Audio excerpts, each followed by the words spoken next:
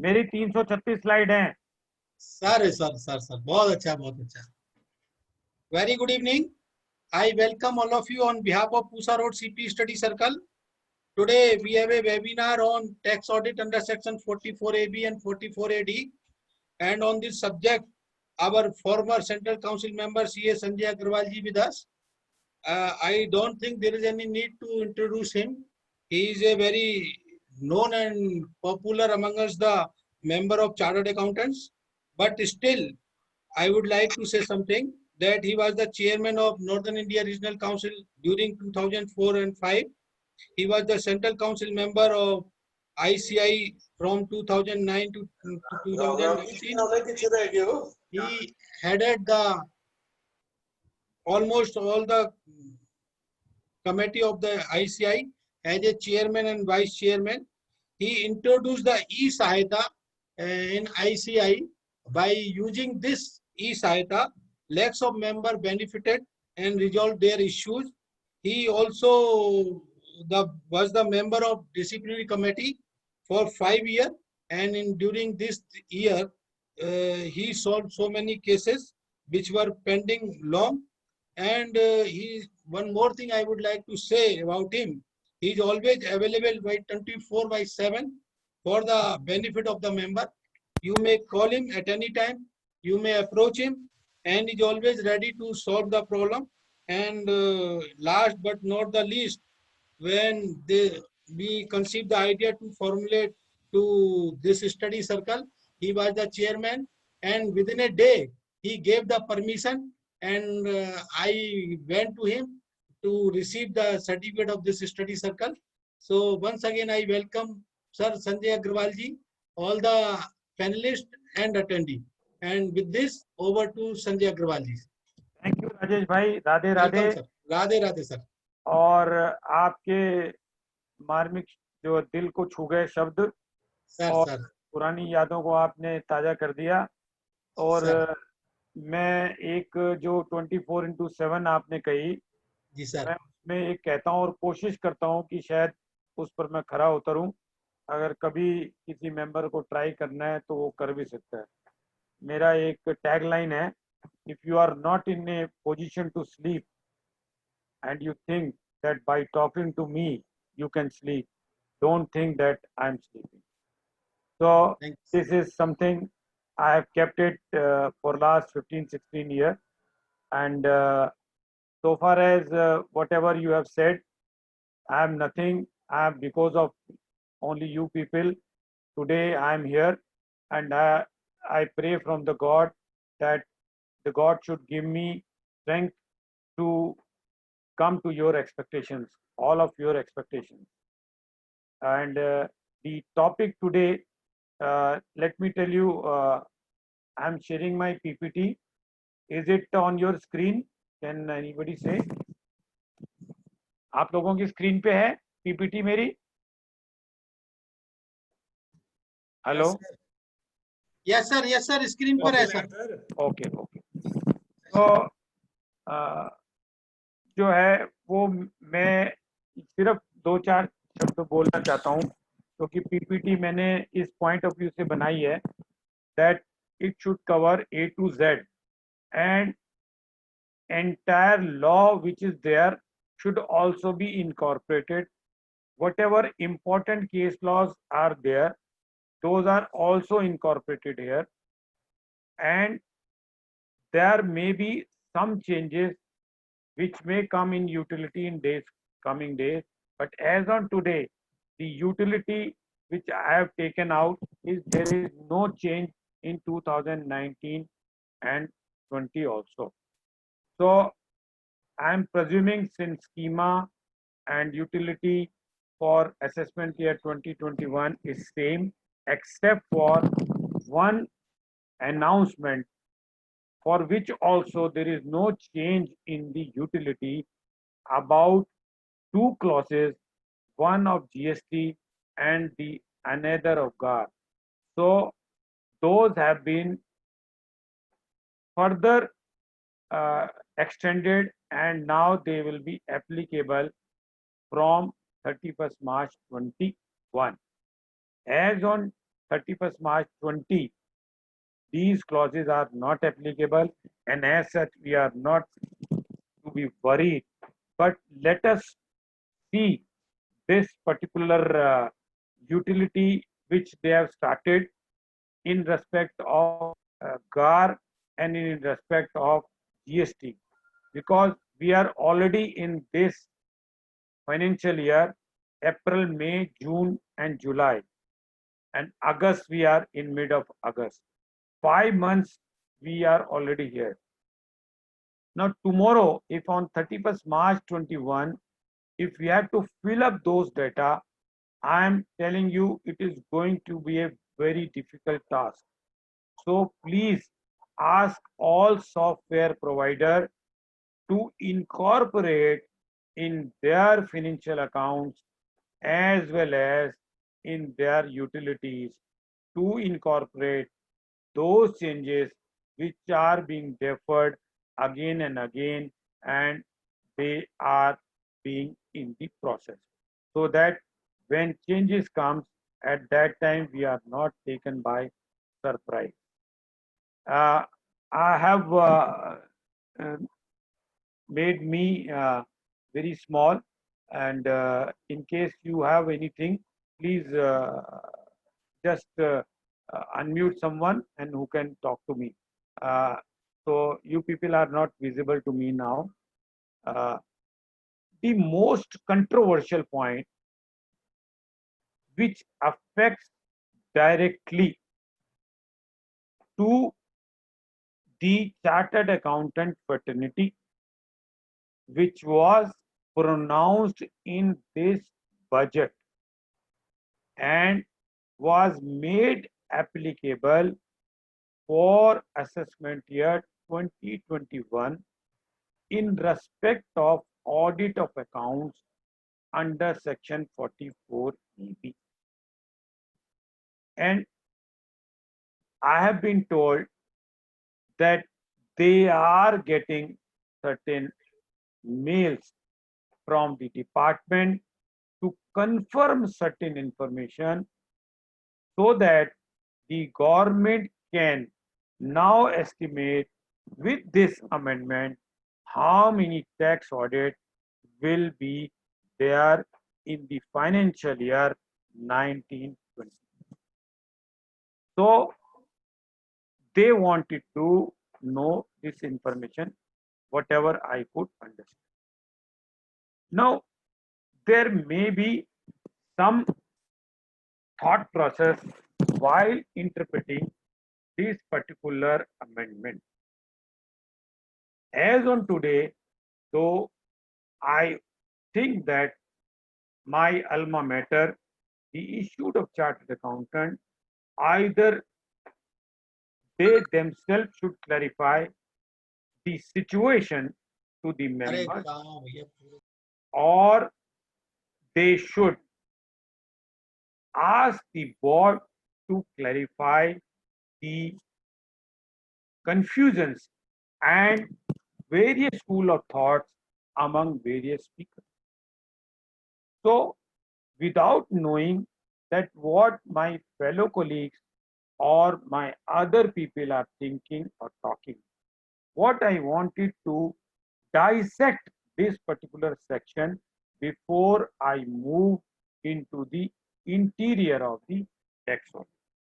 I would like that instead of taking every slide and finishing the time of deliberation, I would like to take, after 5-10 clauses, the question answers. And please post your question answers. If it is possible for me, while deliberating, I'll stop after 5-10 clauses and you can ask those questions, and I will ask Rajesh Bhai or the conveners to whom I have forgotten to acknowledge, and that they should unmute them one by one if their queries are there.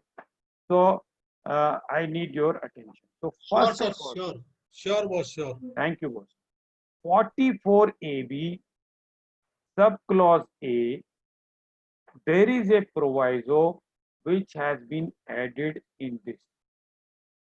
Earlier, there were confusion that what the people, those who are up to 2 crore of turnover, they are supposed to get their accounts audited if they are not getting their 44 AD. So that has been answered by them. Now this also requires an answer. ये भी एक clarification चाहिए.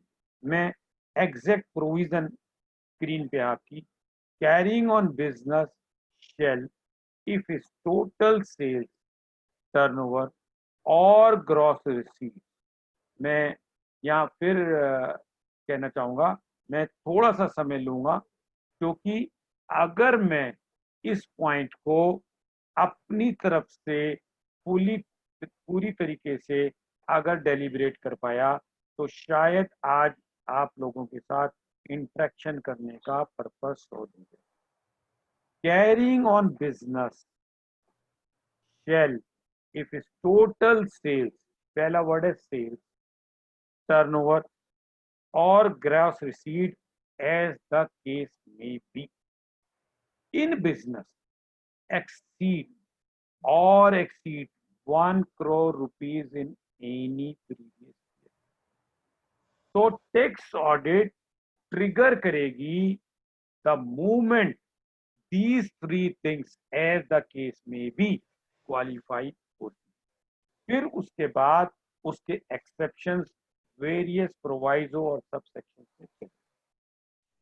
तो 3 लफ्जों का इस्तेमाल total sales, turnover और gross receipt and नहीं है. ये तीनों वर्ड जो हैं एज द केस में भी के साथ है. नाउ आई वांट टू से that my alma mater have dealt with this issue. What is the meaning of total sales? What is the meaning of turnover? Or what is the meaning of gross receipt in their tax guidance note under section 44AB since 1984-85. And various case laws have been given for determining which item will be counted in turnover and which item will not be counted in all these three things. So I need to refer my tax audit guidance note. Now let me teach you further what is the amendment which has been brought by the Finance Act 2020. Now what is the proviso? Proviso says that in case of a person whose aggregate of all amount received, it is a inclusive proviso, including amount received for sales, turnover, gross receipt. यहां तक तो ये पहले भी था during the previous year. Now I will stop here. Now if I am in a cash system of accounting or in a mercantile system of accounting, this particular proviso is to be interpreted. Then what is next? In cash, it means any of these amounts which has been said here, sales, turnover or gross receipt. This is not an exclusive definition. What they say, aggregate of all amount received. Now what does this aggregate of all amount mean? Is this mean that they can travel, this amount can travel beyond my sales, turnover or gross receipt? Yes, the answer is being given in the form. Now what they say, all these aggregates, if we make it together, it should not exceed in cash. If I am making the cash payment which is less than 5%, if I aggregate all these amounts, in that case, the proviso will be now in place, or will be, you can say, can be invoked. Now, the third step. Third step is says, and this is not an or clause, it is an and clause. Aggregate of all payment made. It doesn't talk about only expenditure. Aggregate of all payment made, including amount incurred for expenditure in cash during the previous year, does not exceed 5% of the said amount. So, the first step, I must have a turnover of more than 1 crore. Second step, that all the aggregate amount which receive including the sales turnover in that particular year should not be more than 5% in cash. And also, the payment should also not be more than 5%. If suppose in one case I exceed 1 crore, but the cash from all these amounts which are referred in subclause A of the proviso exceed 5% of cash, whether in next, even if I have not made any payment in cash, the clause will not be applicable. ये clause नहीं लगेगा. ये दोनों condition एक साथ पूरी करनी है. और तीसरी कंडीशन जो है वो प्रोवाइजो की, वो ये कहता है कि 1 करोड़ से ऊपर और 5 करोड़ से नीचे. 1 करोड़ का अमाउंट 5 करोड़ रुपए से आपको सब्स्टिट्यूट कर दिया जाएगा अगर आप ये दोनों कंडीशन अपनी. तो ये जो है, अब इसको मैं आपको फॉर्म की तरफ लेके जाता हूं जो कि नोटिफाइड हुए हैं 3 नंबर, 5 नंबर और 6 नंबर फॉर्म. अब सब ये बात मैं ठीक कहता हूं कि फॉर्म्स जो हैं, रूल्स जो हैं, वो ओवरराइड नहीं कर सकते हैं कानून.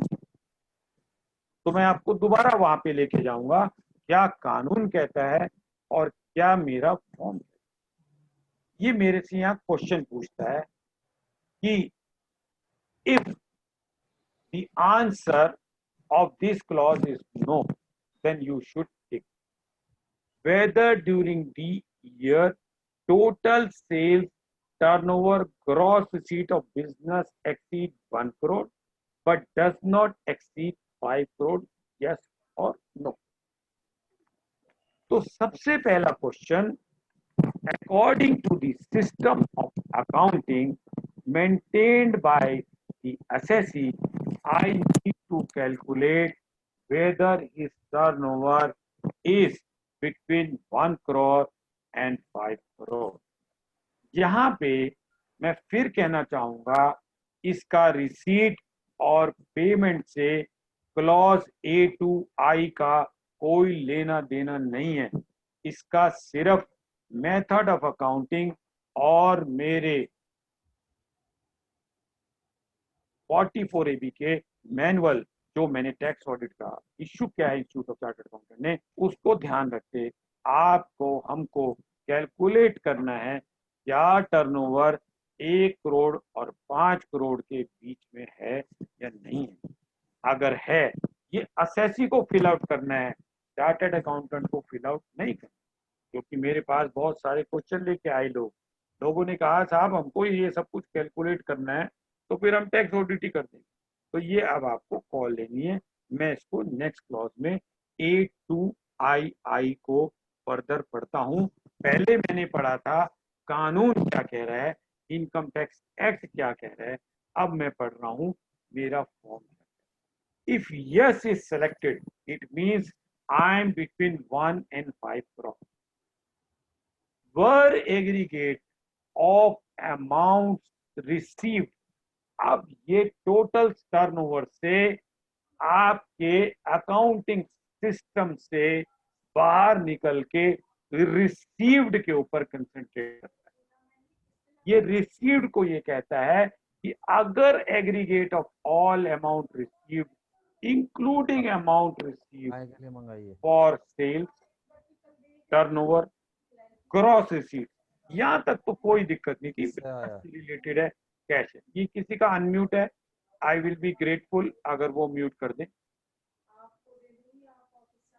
Any of the panelist if he is unmuted kindly muted. Sales turnover gross receipt तक सीमित नहीं है।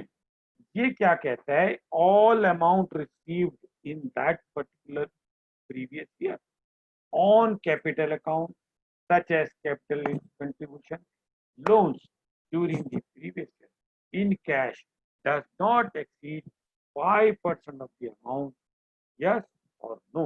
If it is yes, then I have to go to A2 triple I. वहां पे भी यही कहता है, if yes is selected at 2I, whether the aggregate of all payment made including amount incurred for expenditure on capital account such as asset acquisition, repayment of loan, etc. during the previous year in cash does not exceed 5% of the payment, yes or no. If all the three clauses are in yes, then in B I have to say I am not liable for tax audit. If any of this clause there is no, then I am liable for tax audit. ये तो कहेंगे संजय जी आप अंग्रेजी पढ़ा रहे हो।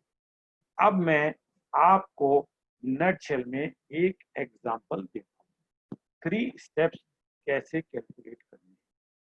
पहला step, मेरी अकाउंटिंग सिस्टम के हिसाब से उस साल के मेरे P&L के अंदर मेरी टर्नओवर 1 करोड़ से ऊपर और 5 करोड़ से नीचे है, तो मेरे को बाकी के 2 टेस्ट ले। अब मैं एक एग्जांपल लेता हूँ, मेरी 4.5 करोड़ मेरी टर्नओवर है।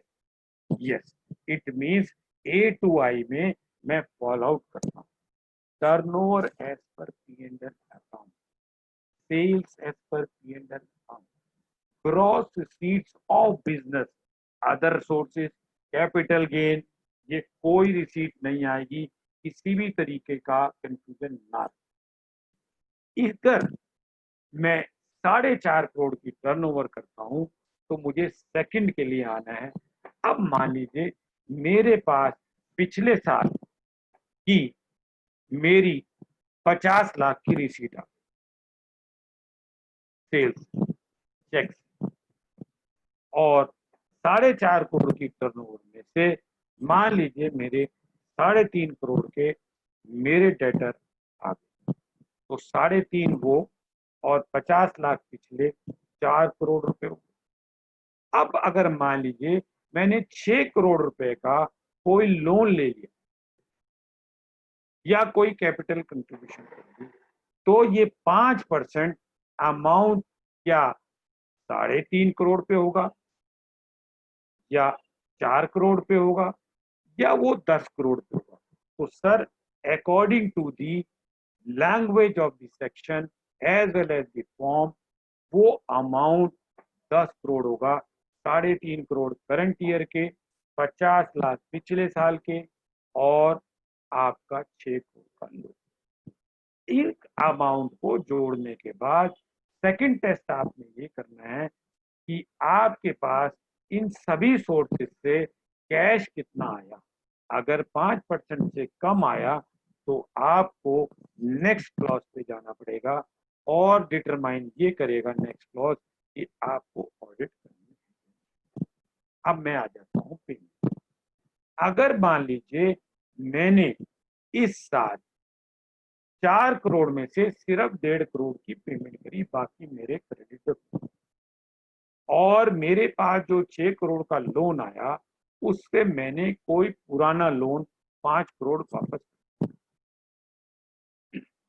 कुछ मेरे क्रेडिट हो, तो मैंने 5 करोड़ वो प्लस 1.5 करोड़ मेरे पास जो करंट ईयर की मैंने पेमेंटें करी on account of sales, turnover और ग्रॉस पेमेंट, इन चीजों के लिए अगर मैंने पेमेंट, तो पिछले साल की मैंने मान लीजिए 50 लाख, तो 50 लाख, 1.5 करोड़ और 5 करोड़, 5 और 6, 6.5 और 50, 7 करोड़ रुपए की अमाउंट के ऊपर जो मैंने कैश में पेमेंट की है उसको 5% कैलकुलेट किया जाएगा।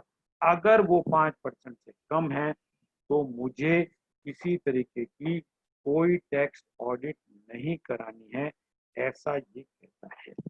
अब मैं यहाँ पे एक बार रुकूंगा और अगर कोई किसी तरीके का, मैं फुल व्यू लूंगा, कोई यहाँ पे क्वेश्चन हो तो राजेश जी मैं उनको क्लैरिफाई करना चाहूंगा, अगर चैट बॉक्स आप देखना चाहें तो। क्वेश्चन आंसर 5 क्वेश्चन है, आप ले लो सर, पढ़ लो या मैं पढ़ूं? एक मिनट, संजय जी एक्चुअली मेरी प्रेजेंटेशन चल रही है, अच्छा मैं पढ़ देता हूँ, मैं पढ़ रहा हूँ, आप मैं पढ़ पढ़ देंगे तो बहुत अच्छा रहेगा मैं सर। पूछ लूं राजेश भाई एक? हाँ जी पूछिए सर। संजय जी ये जो ए और बी में जो आपने बताया रिसीट और पेमेंट वाला, हाँ जी ये दोनों को अलग अलग करके देखेंगे या दोनों को जोड़ के देखेंगे?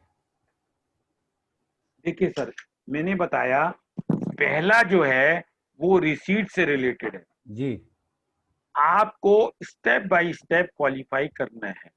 5 करोड़ जब देखने हैं तो टर्नओवर देखनी है, और जब आपको रिसीट देखनी है तो आपको सेल्स और अमाउंट कैपिटल एक्सेट्रा को देखना है। जब इसको पार कर जाओगे, मान लीजिए आप यहीं पे खत्म हो गया, आपने 5% से ज्यादा कैश रिसीव कर लिया तो आपको खर्चे पे जाने की जरूरत ही नहीं है। ठीक है। फिर आप थर्ड स्टेप पे जाएंगे, फिर हम आपके खर्चे, रीपेमेंट, ये चीजें एसेट एक्विजिशन पे जाएंगे, उनका अमाउंट करेंगे। तीनों अमाउंटों में जब आप क्वालिफाई हो जाएंगे तो टैक्स ऑडिट का क्वेश्चन आएगा कि लाइबल है या नहीं है। नहीं, अगर मेरा मेरा जो इशू है, मान लीजिए ये रिसीट और ये पेमेंट, इन दोनों को मिला के अगर मेरा 5% से क्रॉस कर जाता है, दोनों के अंदर मेरा 5% रहता है। देखिए ये इंडिपेंडेंट है, रिसीट 5% से ऊपर इंडिपेंडेंट है, वो पेमेंट से कंफ्यूज नहीं करें। मान लीजिए रिसीट तो 3% है जी और पेमेंट जो है 6% है, जी सॉरी 10% हो जाए ना, आप कहना ये चाह रहे हो। हाँ जी हाँ जी पेमेंट पेमेंट 9% है और वो जी 3 है, तो जी ये 10% से ऊपर हो गए तो 12% नहीं एप्लीकेबल होगा। नीचे वाला 5% से ऊपर हो गया, इसलिए रिवोक हो गया, तो टैक्स ऑडिट करनी पड़ेगी। ठीक। मैंने सर हम, बहुत ही सरल शब्दों में समझाने की कोशिश करी। सर क्वेश्चन आंसर मैं ले रहा हूँ, हाँ, दो 5 सर दो। 8 क्वेश्चन है। हाँ जी चंद्रमोहन राणा जी पूछ रहे हैं, IT consultancy by a firm is business और प्रोफेशन? देखिए सर, प्रोफेशन की डेफिनेशन जो है वो कानून में नहीं है ज्यादा, लेकिन बहुत सारे केस लॉ हैं जिसके हिसाब से आईटी प्रोफेशन को प्रोफेशन माना जा रहा है।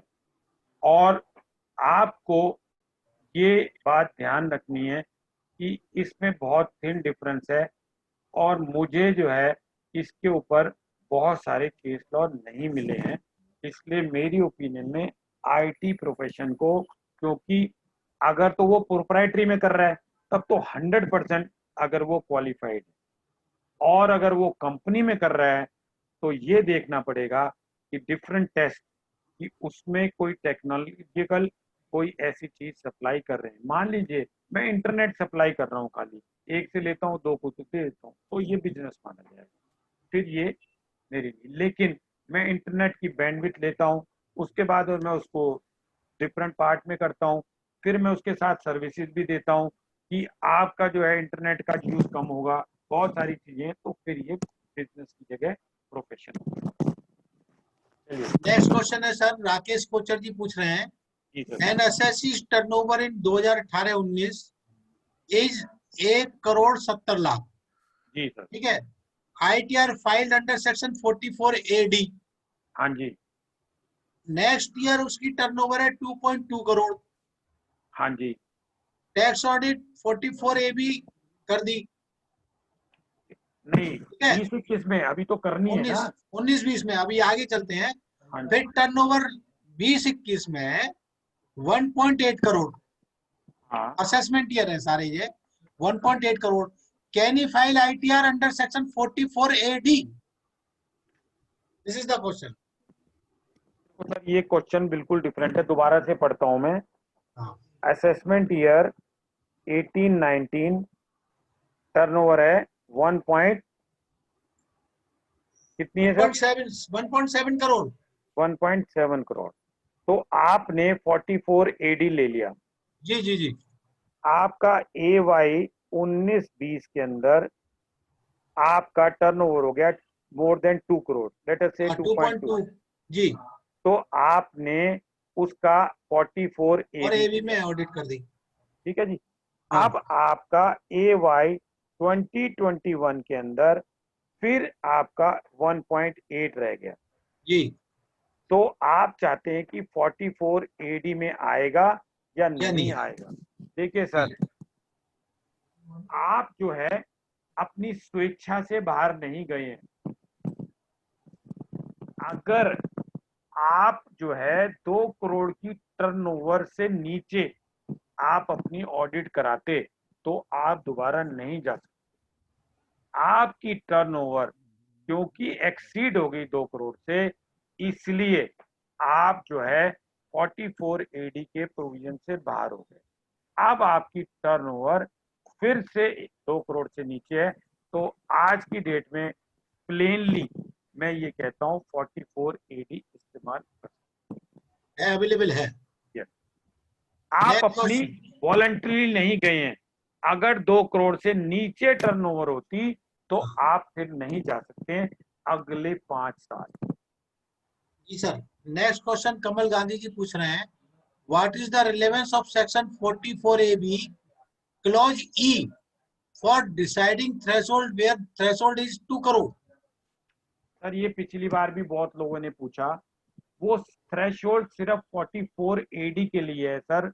उसके अंदर वो 44 AD के लिए वो बोलता है और ना कि 44 AB के लिए। सर ये आपकी स्क्रीन पे है, अगर आप देखें तो ये जो है ये कहता है यहाँ पे 44 AD shall not be applied if it does not exceed 2 crore.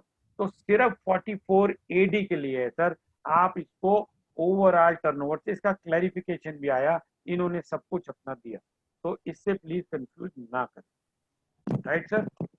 Sir next question है, नरेश समकारिया जी पूछ रहे हैं, हाँ इन जी। Last year assessment year 2019-20 tax audit report form 3CA and 3CD, हाँ। one word in company name was written wrong. What is the solution now? अब one कोई वर्ड सॉल्यूशन नहीं है। One word of the company's name was written wrong. आपकी tax audit report में जी। Pan number ठीक है, pan number ठीक है, इसका मतलब और क्या है? आपने देखिए ये इनको मेरा नंबर दे देना, ऑफलाइन बात करो।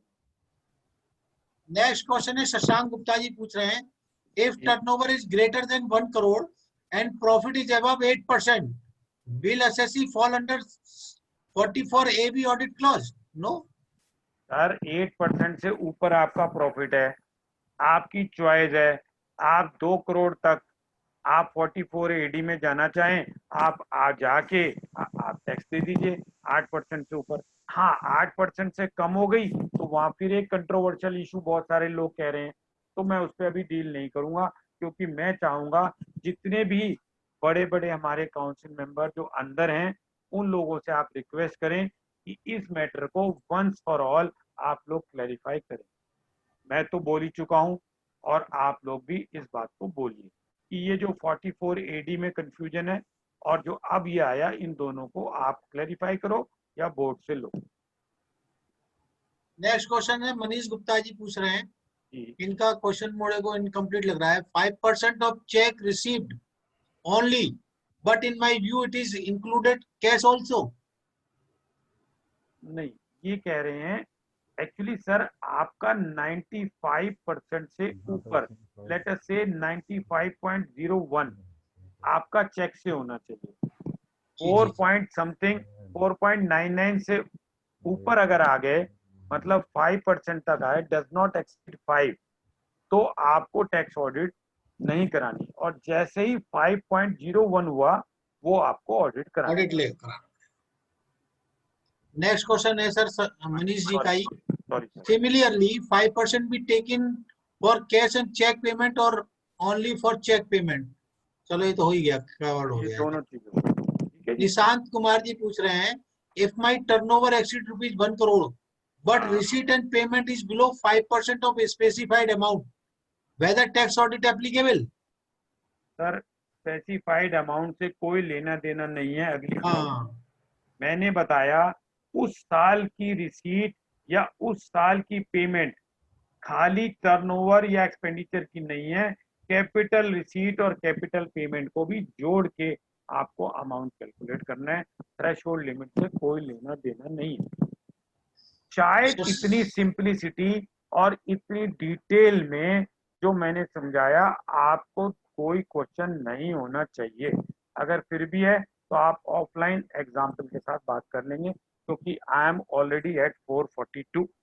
संजय जी, ये दोनों क्लॉज में ही 5% से नीचे होना चाहिए ना एलिजिबल हाँ जी, होने के लिए. Yes sir. अगर एक में 1% है, दूसरे में 6% है, तो आउट हो गए हम, हाँ जी, गए. क्योंकि वर्ड और नहीं है, एंड वर्ड यूज किया है जी सर, इसमें. Yes sir. Next question absolutely है राइट. शशांक गुप्ता जी पूछ रहे हैं, for calculating 5 crore limit we have to look into turnover only, and for calculating 5% cash limit we will look into gross receipt, debtor, loan, turnover. Am I right? बिल्कुल ठीक है जी. ठीक आप है. फिर ध्यान से सुन लीजिए. मैंने यही कहा है कि पहला स्टेप आपकी turnover according to books of account है. दूसरा स्टेप आपके फाइनेंशियल अकाउंट्स में रिसीट और पेमेंट से रिलेटेड है, जो कि सेल्स के अलावा बाकी चीजों को भी लेता है. तो इसलिए कृपया तीनों चीजें अलग अलग हैं. Okay sir. नेक्स्ट क्वेश्चन है शुभम जैन जी पूछ रहे हैं, इन case of loss tax audit is applicable. तो लॉ से क्या लेना देना? लॉस से क्या है, वो टर्नओवर से है वो तो, हाँ जी, और रिसीट से. हाँ जी. चेतन शर्मा जी पूछ रहे हैं sir, turnover in assessment year 18-19 70 lakh return filed. एक टर्नओवर इन एक 19, हाँ 18-19. 70 लाख. हाँ जी. Turnover in assessment year 19-20 7 lakh 7 lakh. हाँ. Filed under 44 AD. हाँ. Turnover in assessment year 2021 80 lakh हाँ. 80 lakh. Whether we file return after the tax audit. आपको अगर आपको ऑप्ट आउट करना है तो आप कर सकते हो. अगर 8% या 5-6% या जो भी है, एज द केस में भी अगर उतना प्रॉफिट देते तो 44 AD में रहे आप. और आपको अगर ये लगता है, क्योंकि वो कंट्रोवर्शियल इशू है, क्योंकि आपने पिछली बार 44 AD ले लिया, आप चाहेंगे नॉर्मल में रहें, कोई भी ऑडिट न कराएं, ना 44 AD ने ना दे, तो सर मैं उस ज्यादा कंट्रोवर्शियल इशू में नहीं कहूंगा, क्योंकि मेरे बहुत सारे भाई कह रहे हैं कि कोई जरूरत नहीं है. तो भाई साहब मत करो. अपना जो है 1-1.5% ले लेना, उनसे गारंटी ले लो ना, जो ये कह रहे हैं. नहीं, आप अपना व्यू बताओ ना सर. मैंने मेरा व्यू बता दिया सर. आपको 44 AD में जाना पड़ेगा वंस यू यूज. ठीक है sir. Next question Sunil Suri ji पूछ रहे हैं, what about cash deposited in bank by debtors directly, is it to be consider in cash और बैंक फॉर टैक्स ऑडिट. कैसी माना जाएगा ये तो? सर जी, इनको ये बताओ कि आज की डेट में आप मेरे अकाउंट में 50,000 से ऊपर कैश जमा कराने से पहले आपको पैन नंबर देना पड़ता है. आप जी. कौन हैं? तो ये जमाने अब चले गए. अब आप डायरेक्टली मेरे अकाउंट में कैश नहीं जमा करा सकते. आपको पर्पस भी स्टेट करना पड़ता है. और अगर डेटर ने कैश जमा कराया है तो वो कैश ही माना जाएगा. बैंक की ट्रांजेक्शन नहीं मानी जाएगी। नहीं मानी जाएगी। कैलाश चंद अग्रवाल जी पूछ रहे हैं, टर्नओवर से 10 lakh only, profit is less than 5%, tax audit required. Sir ये 44 AD वाले क्वेश्चनों को मत पीछे लो अभी सर, वो यहाँ नहीं है इशू, वो अलग चैप्टर है, उसके ऊपर अलग वो है ये नहीं, क्वेश्चन।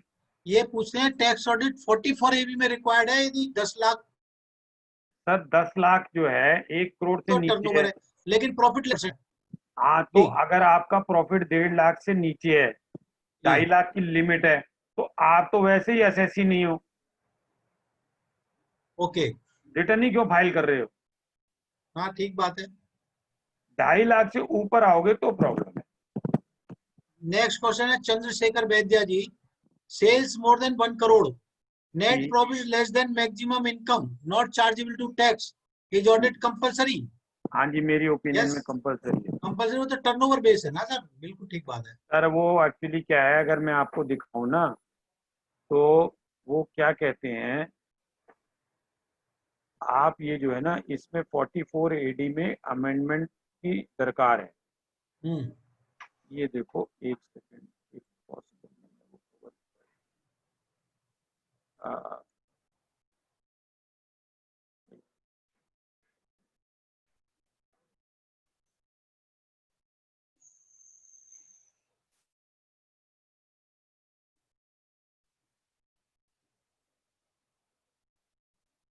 ये सर, ये है, if the provision of section 44 AD4 are applicable in his case and his income exceeds the maximum marginal amount। तो यहाँ पे हम लोग कंफ्यूजन कर रहे हैं कि अगर मेरी लॉस है तो मुझे करने की जरूरत नहीं है। ये इशू सर फिर बहुत कंट्रोवर्शियल है। आप अपने क्लाइंट को ओपिनियन देने से पहले कोई अथेंटिक सोर्स की आप कोई ओपिनियन लीजिएगा, वरना आपका क्लाइंट ट्रबल में आएगा और फिर वो आपको इंस्टीट्यूट की डिसिप्लिनरी में ले जाएगा। तो कृपया बिल्कुल ना करें। ये AD4 का मतलब ये है कि अगर आपकी उन 5 सालों से बाहर जा रहे हो तब आपके लिए, इसके लिए राजेश जी 44 AD पे अलग से आप कराएं, क्योंकि ये कंफ्यूजन आज के नहीं है, ये पिछले साल के। ठीक है भाई साहब, ठीक है। नेक्स्ट क्वेश्चन है सर, निधि अग्रवाल जी पूछ रही हैं, 43CA इज एप्लीकेबल और not in case of 44 AD? 43CA 43CA 43CA जो अभी मेरे को देखना पड़ेगा, इसके लिए मैं, आप होल्ड करा लीजिए, मैं चेक करके निकाल के देखता हूँ। जब 43 तक, क्योंकि क्या है, 28 to 44 आता है टैक्स ऑडिट में, जी जी जी, लेकिन ये जो है कैपिटल एसेट के लिए कहता है, लेकिन है ये बिजनेस में चैप्टर 4 में ही है, चैप्टर 4 में ही है, तो आना चाहिए। यस, क्योंकि बिजनेस इनकम 28 to 44 है। अब 44 में ये चैप्टर आएगा, मेरे को फ्लैग कर लो इस इशू को प्लीज, मेरे हिसाब से आना चाहिए। ठीक है, फ्लैग कर देते हैं। हाँ जी। मनोज कुमार जी पूछ रहे हैं, लास्ट क्वेश्चन है ये, normal business turnover 4.5 crore through banking channel and speculative business income more than 75 lakhs from shares, whether tax audit applicable? Sir 4.5, business तो बिजनेस है, चाहे स्पेक्यूलेशन हो चाहे नॉन स्पेक्यूलेशन हो, एग्रीगेट होगा। ठीक है, एप्लीकेबल है सर, ठीक है सर। सर ये आपकी जो पीपीटी है ना, ये अपडेट नहीं हो रही साइट पे, ये राइट, रन नहीं कर रही सर हमारे यहाँ। एक मिनट, मैं एक बार स्टॉप शेयर करके दोबारा लूंगा। आप दोबारा ले लो सर।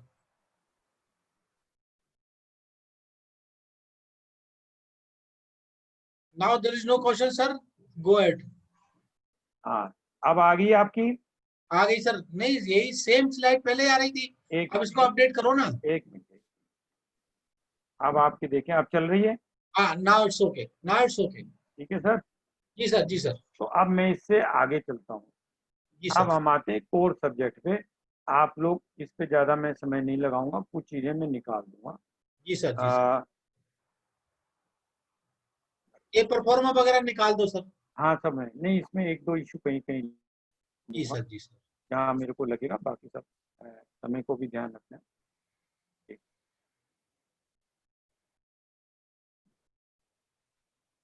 आ, इसमें जो है सिर्फ एक ही पॉइंट बताना चाहूंगा कि 3CA और 3CB के अंदर एक डिफरेंस है।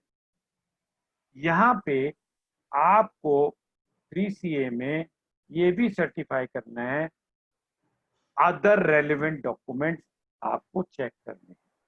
तो यहाँ पे मैं ये कहना चाहूंगा कि अदर रेलिवेंट डॉक्यूमेंट एक बहुत बड़ा एक एरिया है, क्योंकि जिस हिसाब से एक क्लॉज से लेकर और 42 क्लॉज तक जो हमारी रिपोर्टिंग है, उसमें हमको बहुत सारे डॉक्यूमेंट चेक करने चाहिए। अगर क्लाइंट वो डॉक्यूमेंट नहीं देता है, तो आपको जहाँ पे ऑब्जर्वेशन देनी है, वहां पे आप कोई एक ऐसी चीज डालें जिससे कि कल को आपको कोई डिसिप्लिनरी की या इनकम टैक्स वाले आपको कोई प्रॉब्लम ना करें।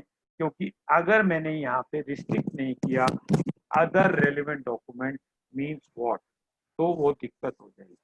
क्योंकि बहुत सारे क्वेश्चन है, 43C है, 43B है, आपकी पीएफ की रिटर्न है, आपके जो है प्रॉपर्टी के पेपर हैं, कन्वर्जन है, टीडीएस की रिटर्न है, जीएसटी की रिटर्न है, बहुत सारी चीजें हैं।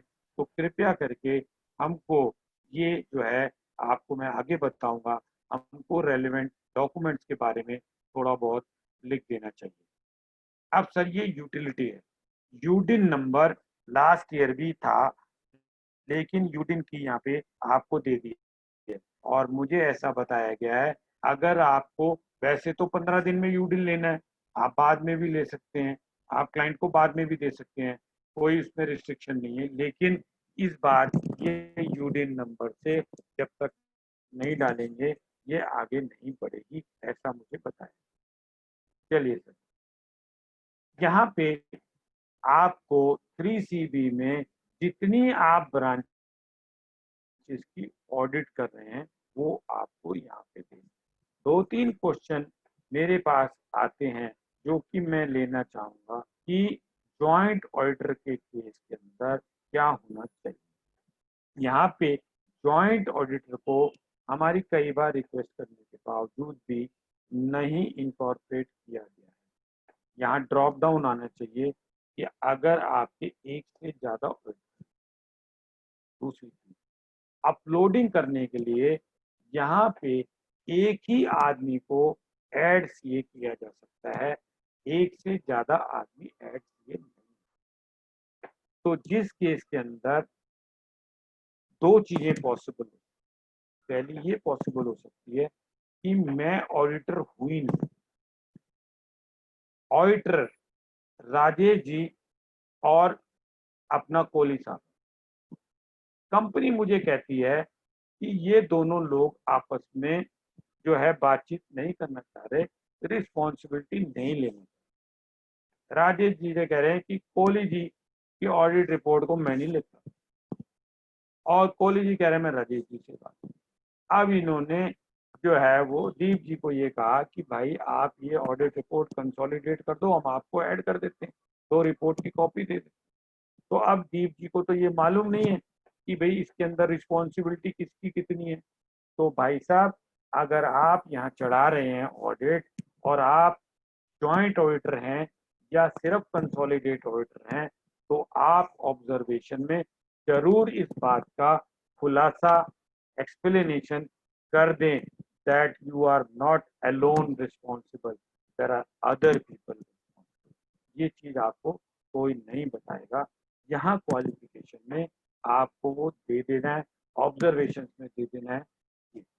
अब सर ये क्वालिफिकेशन है, पिछले साल भी थी, इस साल भी है, कोई चेंजेस नहीं है इसके अंदर। अगर आप लोगों का कोई क्वेश्चन होगा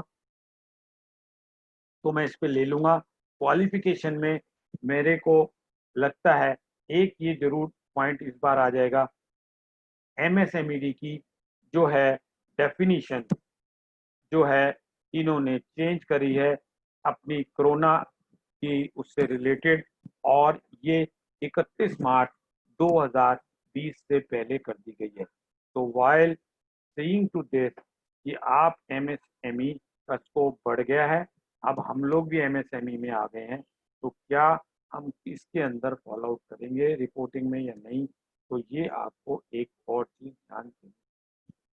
56 टू 7A 7B के बारे में भी हमको डिटेल देनी है, ये चीजें आपको जान।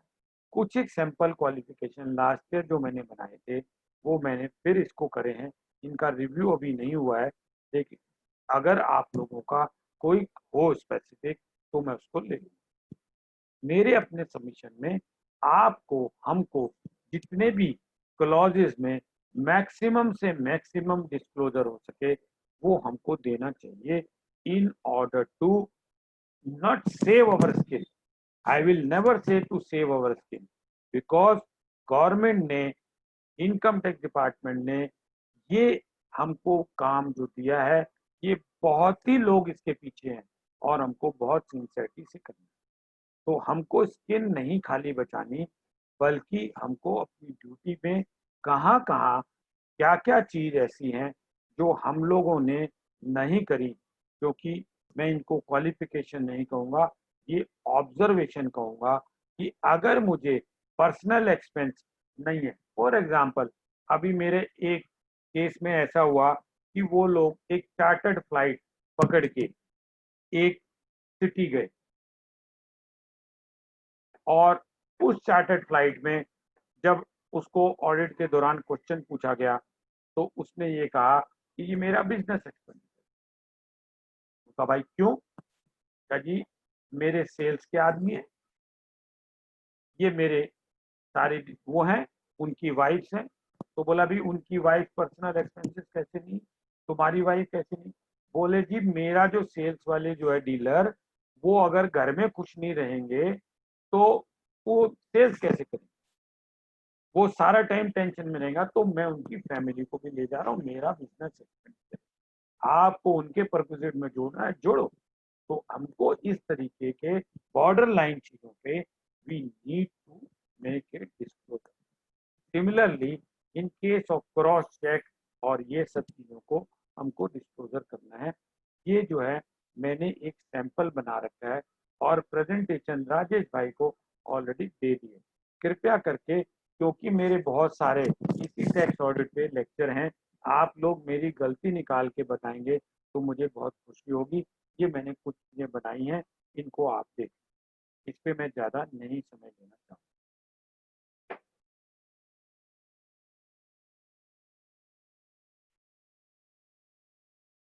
अब सर ये एक क्वेश्चन बहुत इंपॉर्टेंट है कि क्या मैं ऑडिटर बन सकता हूँ, टैक्स ऑडिटर या नहीं। ये सेक्शन में चेंज हुआ था and I need to look this. अगर मैं कंपनी में ऑडिट कर रहा हूँ और कंपनी का ऑडिटर नहीं बन सकता तो क्या मैं ऑडिट कर सकता हूँ? अगर मेरे पास सीओपी नहीं है क्या मैं ऑडिट कर सकता हूँ? अगर मैं कोई रिलेटिव हूँ या मैं एचयूएफ का मेंबर हूँ क्या मैं ऑडिट कर सकता हूँ? क्या मैं ट्रस्ट के अंदर अगर कोई सेक्शन 13(3) के अंदर ABC और डबल C क्लॉज के अंदर अगर रेफर्ड आदमी हूं क्या मैं ऑडिट कर सकता हूँ? और अगर मैं उसकी रिटर्न को वेरीफाई करने के लिए कॉम्पिटेंट हूं तो क्या मैं ऑडिट कर सकता हूँ? या मैं कोई रिलेटिव हूं जो कि सब क्लॉज 1, 2 और 3 जैसे कि मैंने ऊपर बताया तो उसमें है। रिलेटिव की डेफिनेशन इनकम टैक्स में थी। या मैं एम्प्लॉय हूँ, ऑफिसर हूँ, बहुत सारे लोग क्या करते हैं कि रिटेनरशिप ले रहे हैं और वहां पे टैक्स ऑडिट भी कर रहे हैं, तो ये क्वेश्चन आएगा अगर आप वहां पे एम्प्लॉयर एम्प्लॉय का कोई रिलेशनशिप है, you have to be very careful. तो ये डेफिनेशन के हिसाब से हमको ये टेस्ट भी कर लेना है कि हम लोग क्या एलिजिबल हैं। इज होल्डिंग सिक्योरिटी और इंटरेस्ट इन दी एसेट। अगर मेरी मिसेस मान लीजिए 5 लाख रुपए सैलरी ले रही है और बाकी के लोग जो सैलरी ले रहे हैं वो 25,000 रुपए से ऊपर कोई नहीं है, तो क्या वो सब्सटेंशियल इंटरेस्ट होगा? क्या नए कोड ऑफ इथिक्स के अंदर मेरा जो है वो वायलेशन है या नहीं? ये सब एक कॉल्स अपने को लेनी है।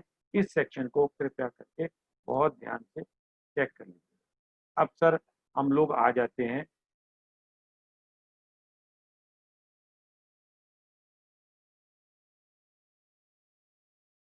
क्या ये हम now we need to determine the assessable value, we need to determine the value of the private company, we need to take various consolidation law, and also we need to see that the books of accounts are maintained and checked by us.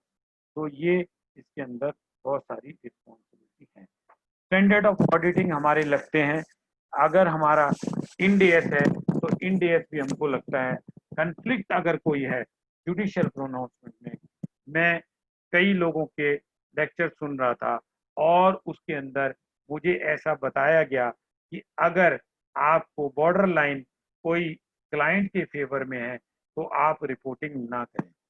मैं इस बारे में ज़्यादा नहीं बोलूँगा, मैं इतना ही बोलना चाहूँगा कि अगर कहीं कन्फ्लिक्ट ऑफ जुडिशियल प्रोनाउंसमेंट है तो कृपया करके सबसे पहले लेटेस्ट जुडिशियल प्रोनाउंसमेंट जरूर देख लें।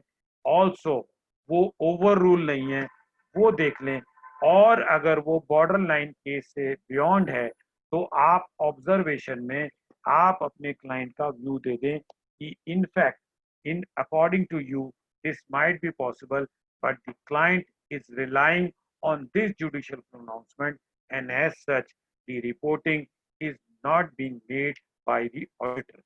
अगर आप रिपोर्ट करें तब भी आप क्लाइंट के फेवर की लिखें, क्योंकि ये ऑडिट रिपोर्ट आज की डेट में एक बहुत बड़ा पीस ऑफ एविडेंस है for the purpose of clients assessment. तो यहाँ पे ये अपने को बहुत ध्यान रखना है। अब सर बहुत आसान है, हम एक एक करके चलते हैं क्लॉजेस के ऊपर। अब क्लॉजेस आ जाएं तो पहली 7 क्लॉजेस ये हैं, इनके बारे में आपको ये जो है टिक करना पड़ेगा कि आप किस चीज में ऑडिट कर रहे हैं, और ये ऑडिटर को जो है बताना है क्लॉज 8 में कि किस क्लॉज के अंदर होगा। क्लॉज 4 के अंदर हमें जो है ये बताना है कि जीएसटी नंबर या इनडायरेक्ट टैक्स नंबर आपके पास जो हैं, अगर सर्विस टैक्स नंबर कन्वर्ट हो गया जीएसटी में तो कोई बात नहीं, लेकिन सर्विस टैक्स भी जिंदा है, जीएसटी नंबर भी जिंदा है, और इनडायरेक्ट टैक्स में बहुत सारे हैं जिसको मैं अभी नहीं लेना चाहूँगा, तो वो आपको सिर्फ नंबर देने हैं, इसके बारे में इससे ज़्यादा नहीं देनी। और अगर मैं ये पूछता फिजिकल होता तो मैं सबसे पूछता कि हम लोग कितने लोग क्लाइंट रिप्रेजेंटेशन लेते हैं, कितने लोग हमारे से क्लाइंट में मैनेजमेंट रिप्रेजेंटेशन लेते हैं, अपॉइंटमेंट लेटर लेते हैं। तो हमें ये बात को ध्यान देना है कि ऑडिट के अंदर एविडेंस अपने पास रखने के लिए आपको सारे एफर्ट करने चाहिए। अगर नहीं करेंगे तो बाद में ये तकलीफ आ सकती है। तो be careful, we need to have management representation, we need to have appointment letter, we need to have lot of other documents हमारे पास होने चाहिए इस यार खाली ट्रायल बैलेंस से टैक्स ऑडिट ना करें। अभी इशूट ने एक प्रोग्राम किया है जिस कमेटी को नवीन जी की अध्यक्षता में पहले साल मैंने एज ए चेयरमैन चलाया, taxation audit quality review report.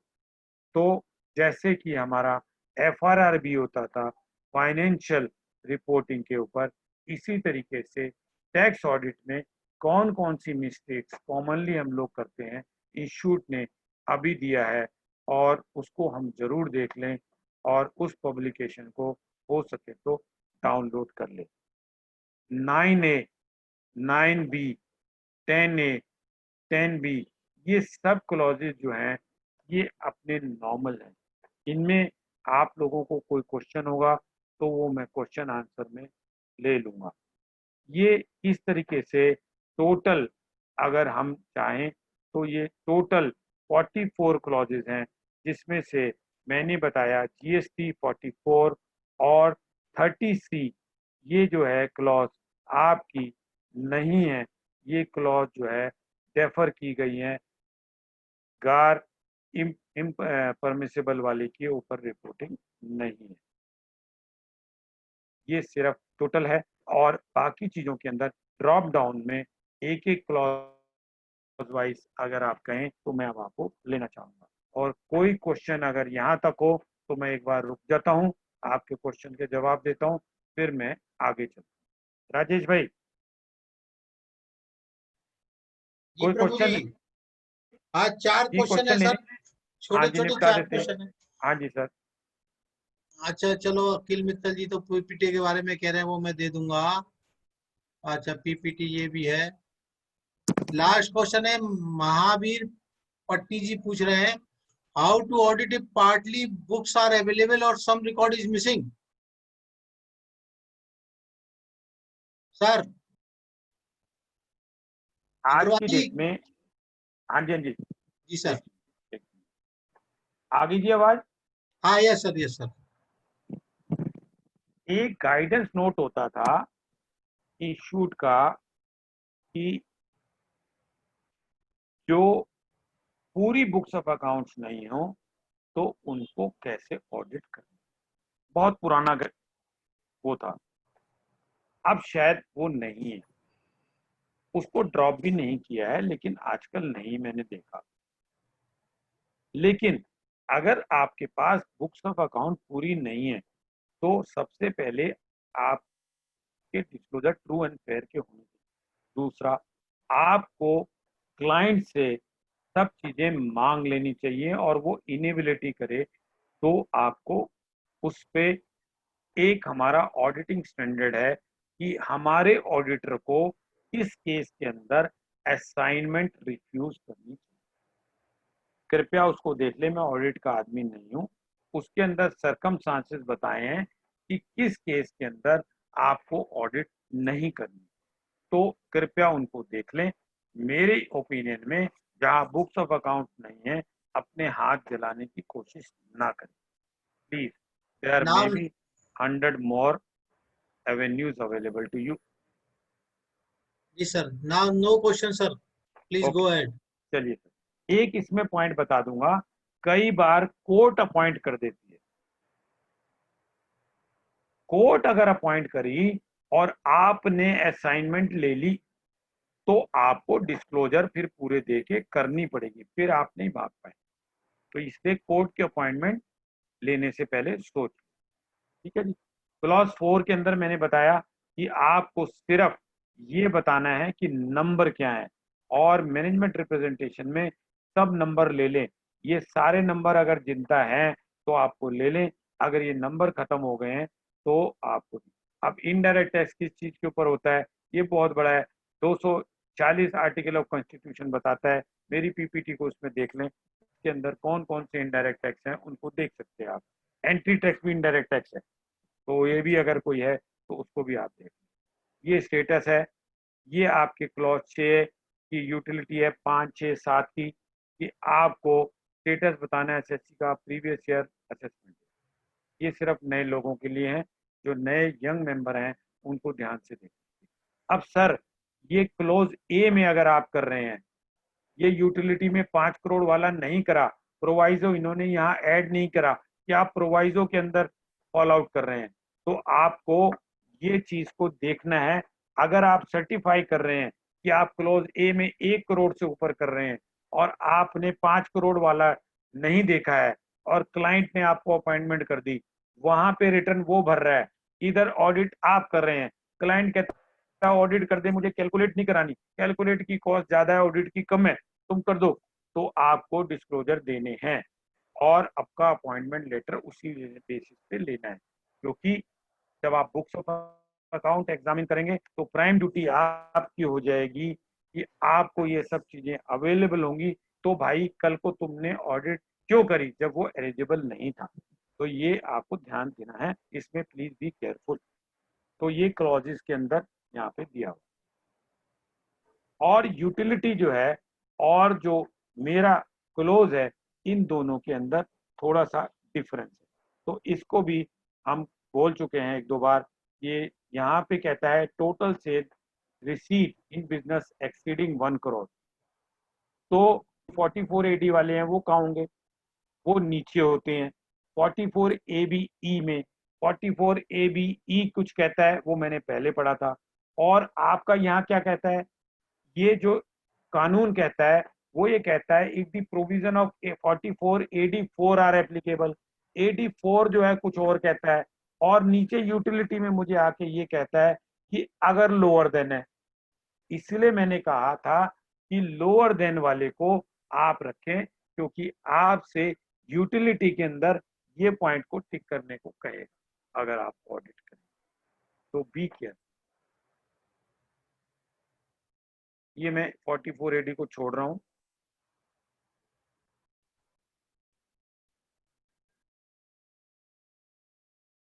Yes sir.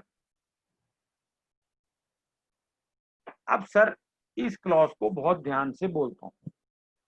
पहला ये है 11A का, whether books of account are prescribe under 44AA। If yes, list of books of account तो प्रेस्क्राइब। प्रेस्क्राइब्ड जो है कानून के अंदर दिया हुआ है, उसके अंदर इन्होंने ये बताया है कि प्रेस्क्राइब क्या है। अब नेक्स्ट क्लॉज बड़ा सेंसिटिव है, इसको बड़ा ध्यान से भी है, क्योंकि list of books of account maintain and the address at which the books of accounts are kept. Who is responsible to report this clause? Me. As a chartered accountant, I have to certify the address at which the books of accounts are maintained and kept. अब जी ये एक भारी सवाल है। मेरे पास client laptop लेके आ जाता है और कहता है मेरी बुक्स तो क्लाउड पे हैं, खासतौर आज की डेट के अंदर मेरा सारा ऑफिस क्लाउड पे है। आप अभी मुझे अपने ऑफिस में बुला लें, बताएं कि भैया किस किस क्लाइंट की फाइल निकालनी है, मैं क्लाइंट की फाइल निकाल दूंगा। मेरे को फिजिकल फाइल देखने की जरूरत नहीं। 85% of my office is on cloud. तो ये हमको यहाँ मेंशन करना पड़ेगा कि क्लाइंट की फिजिकल प्रीमिसेस में मैं नहीं गया, मैंने ऑडिट नहीं करी। ऑडिट मैंने क्लाउड पे करी है और मुझे क्लाउड पे स्कैन कॉपी दिखाए हैं। बहुत सारे केसेस के अंदर हमारे ओरिजिनल डॉक्यूमेंट्स नहीं मिलेंगे और ऑडिटिंग एश्योरेंस स्टैंडर्ड ने इस चीज के ऊपर अपनी क्लैरिफिकेशन दी है इन रेस्पेक्ट ऑफ स्टॉक। बाकी चीजों पे भी हमको अपने ऑडिटिंग स्टैंडर्ड, जैसा कि भाई साहब कह रहे थे थोड़ी देर पहले कि अगर बुक्स ऑफ अकाउंट पूरे नहीं है तो क्या करना है, स्कैन पे दिखा रहे हैं तो डिजिटली साइन लीजिए। जो क्लाइंट आपको डिटेल दे रहा है कि भाई ये ले लो, ओरिजिनल वाउचर कहता दिखाऊंगा नहीं, कोरोना है आपको जो मर्जी करो, तो हमको यहाँ पे रिपोर्ट करनी है। क्लाउड पे दिखाऊंगा, सब कुछ यहाँ रिपोर्ट करना है ऑब्जर्वेशन। तो ये सर आपको ध्यान रखना।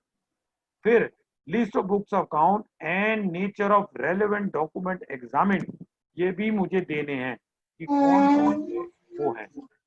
So I have to be very careful in clause 11 also.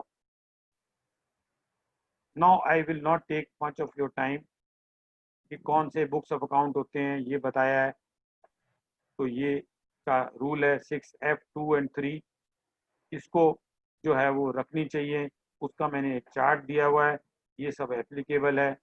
Books of account कहाँ है, ये सब है ऑथराइज। ये इनको स्पेसिफाइड प्रोफेशन क्या है, जैसे भाई साहब पूछ रहे थे कि आईटी वाला, तो profession of information technology notification से इन्होंने उसको स्पेसिफाइड प्रोफेशन कहा है। ये कुछ केस लॉ मैंने दिए हैं। और सर ये आपको लिस्ट ऑफ सेक्शंस के बारे में बताना है कि कहाँ का प्रॉफिट आपने यहाँ दिया है, और ये जो है यहाँ पे जो है वो किस किस सेक्शन का कितना प्रॉफिट आपके क्लाइंट के इंक्लूडेड है। तो ये एक चीज देखनी है।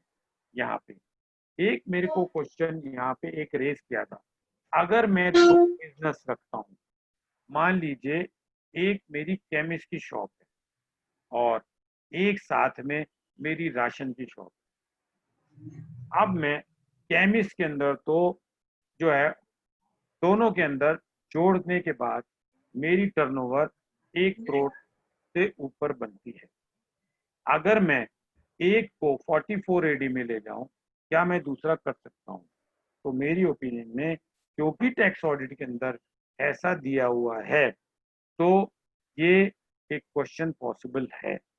क्योंकि अगर यहाँ नहीं होता, लेकिन एक ब्रांच और एक हेड ऑफिस को या दो ब्रांचेस को अगर आप कहें कि ये दोनों अलग अलग बिजनेस हैं, तो ये पॉसिबल नहीं होगा। तो आपको नेचर ऑफ बिजनेस अलग अलग होने चाहिए, ऐसा है। लेकिन मेरे पास इस बात के लिए किसी तरीके का कोई केस लॉ नहीं है, क्योंकि वहीं पे भी ये अभी नहीं आया। कुछ एक नए यंग चार्टर्ड अकाउंटेंट ने मुझसे ये क्वेश्चन पूछा।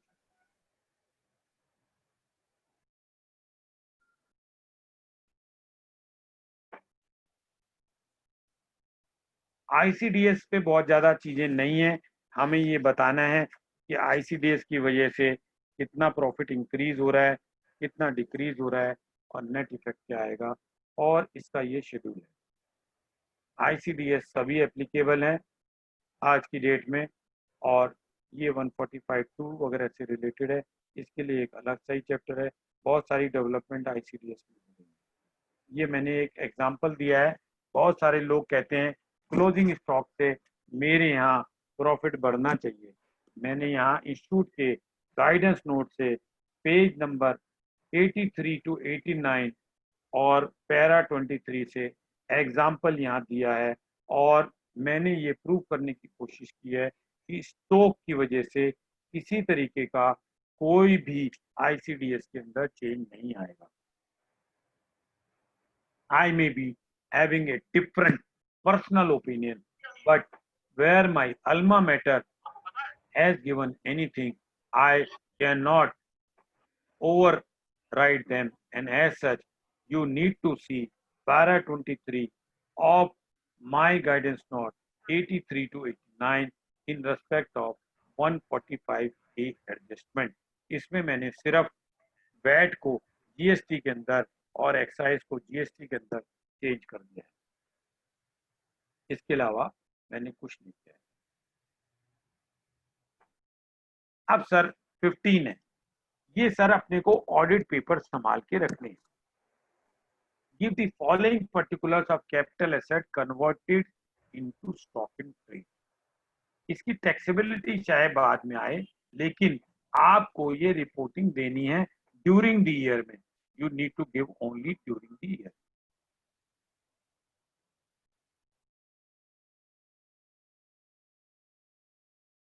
ये sir profit and loss account में क्रेडिट होंगे, कैपिटल रिसीट है।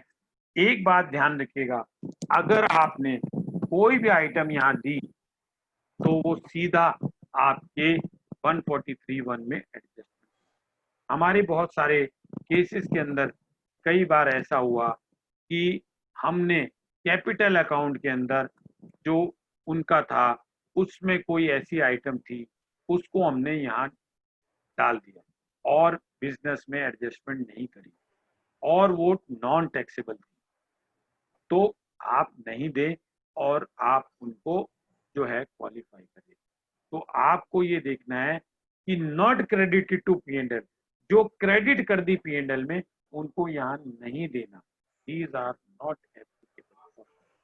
Escalation claim accepted during the year, it might be possible आए ना हो, सिर्फ इन्फो है। तो अपने को क्लाइंट से एमआर के अंदर ये लेना है कि आपके कितने ऐसे एस्केलेशन क्लेम हैं जो आपने फाइल करे और आपको इस साल में 31 मार्च तक आ गए। इसी तरीके से एनी अदर आइटम कैपिटल भी हमको देना है। नेक्स्ट, ये बहुत इंपॉर्टेंट, वेयर एनी लैंड और building or both is transferred during the previous year for a consideration less than the value adopted और असेस्ड और असेसेबल, ये तीनों चीजें हैं। एडॉप्टेड हो जाएगी जब वो स्टैंप वाले उसको रजिस्टर करेंगे और फिर एसेस करेंगे। लेकिन उन्होंने असेसमेंट की नहीं, आपने ऑब्जेक्शन कर ली, लेकिन उन्होंने अडॉप्ट कर ली, अभी डिस्प्यूट है तो आपको वो भी लेनी है। एसेसेबल, जहां पे एसेस नहीं हुई लेकिन एग्रीमेंट टू सेल है, कोई आपके सर्किल रेट नहीं है, तो या तो आप क्वालिफाई करें और या आप जो है वो इसको जो है डिस्क्लेमर दें। अब मैं एक क्वेश्चन जो फ्लैग किया था Rajesh ji, 43 CA is a part of business. जी सर, जी सर। तो अब मैं आंसर कर रहा हूं, 43 CA is not a capital receipt, उसको यहां लेना है और बिजनेस की टर्नओवर में मानना है। अब ये क्लॉज के बाद मैं आया, वैसे तो मैं पूरा एक्ट देखे एक बार कहीं होगा तो आपको बताऊंगा, क्योंकि आपको वो कहता है कि ये बिजनेस इनकम बन जाए।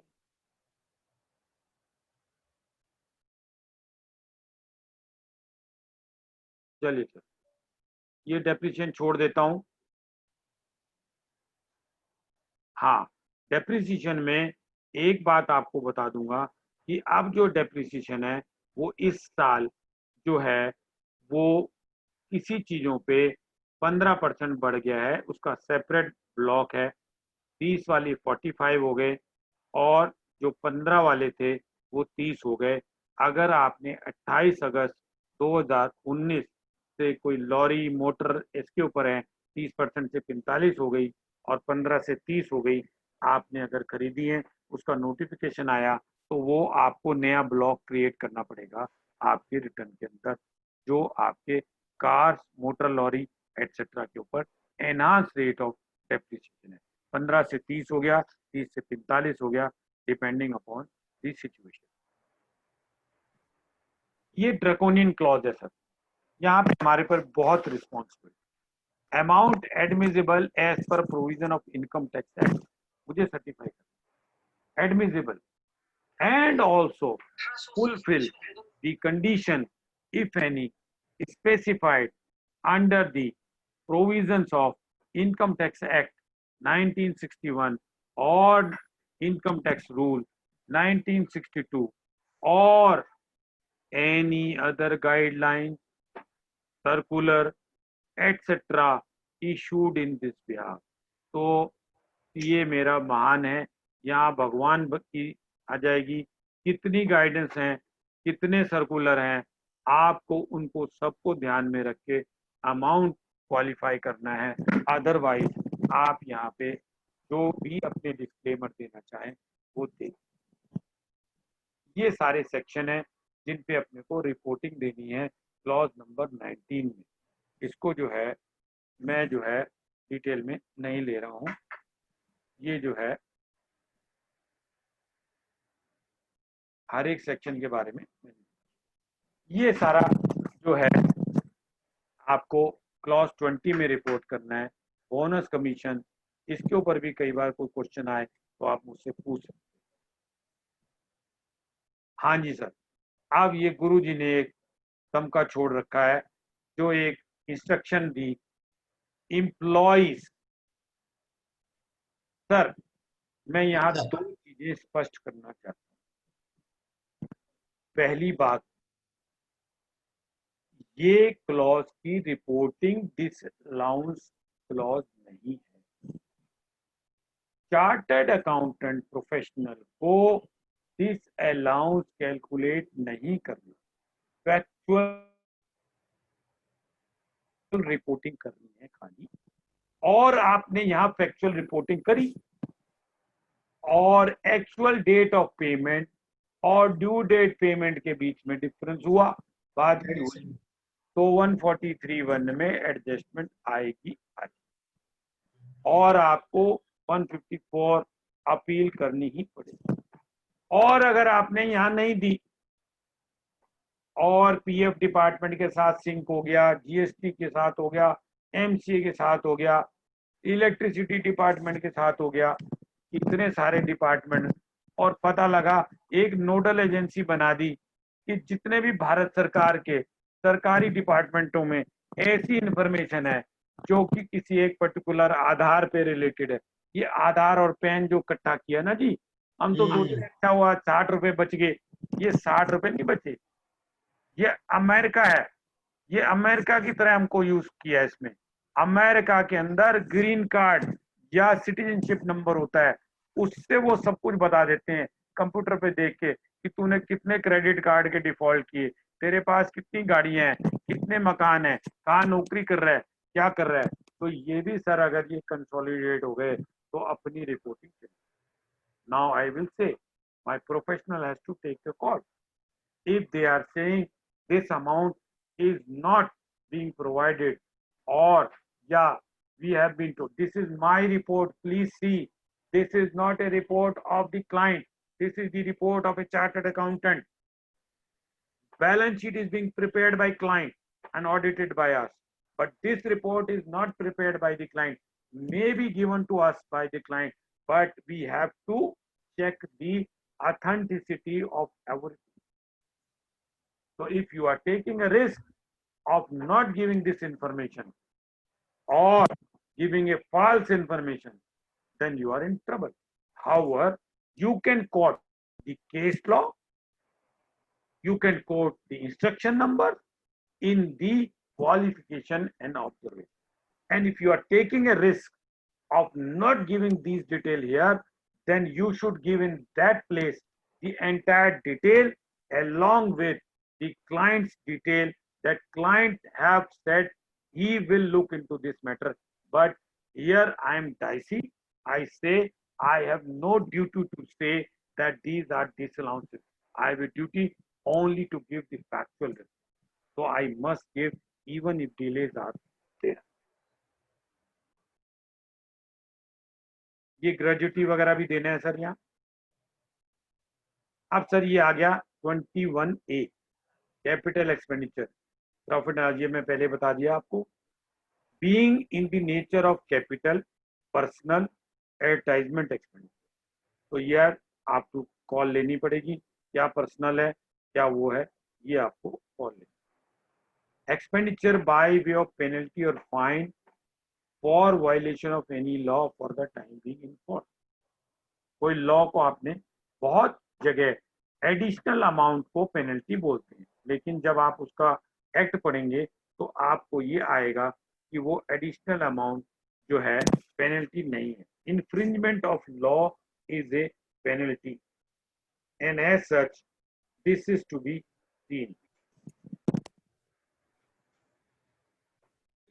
4:30 राजेश भाई, some call is there from your side, any urgent? नहीं अर्जेंट नहीं, तभी मैंने कॉल की थी जब आपकी ये मूव नहीं कर रही थी सर। Sorry sorry. प्लीज और दोनों चीजें देनी है, penalty bye way of fine तो जो वायलेशन है, और अदर पेनल्टी जो ऊपर कवर नहीं है, तो सभी कुछ देख लीजिए।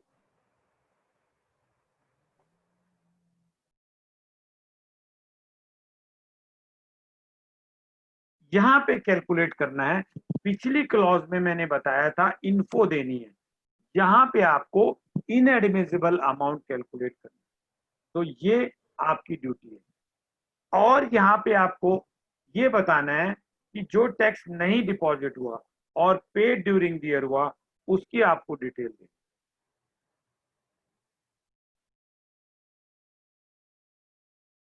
ये जहां जहां wherever there is a section written, we need to go back to the section and we need to look into the section कि उसको जो है हमको कंप्लाई करना है। जनरल परसेप्शन की कोई वैल्यू नहीं, we have to have a section. So this is the situation. Then next is the detail of payment on which tax has been deducted but not paid on or before due date of specified under 139(1). तो अब जो 139(1) है ये नवंबर हो गई है, तो हमको नवंबर तक इसके बारे में बताना है।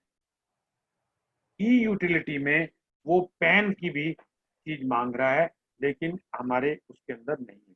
दोनों ही क्लॉजेस के अंदर 21B(2)(a) capital and capital B दोनों में पैन मांगता है, ये इसके अंदर। ये 21B का 3 है, IB 139(1) वगैरह से रिलेटेड है। ये हम कई सालों से कर रहे हैं। इसमें कोई क्वेश्चन हो तो आप बता दें। ये खत्म हो गए हैं फ्रिंज बेनिफिट वगैरह। 40A डबल IB, इसके अंदर भी हमारे को अगर कोई इस तरीके की रॉयल्टी वगैरह ये होती है तो वो हमको देंगे।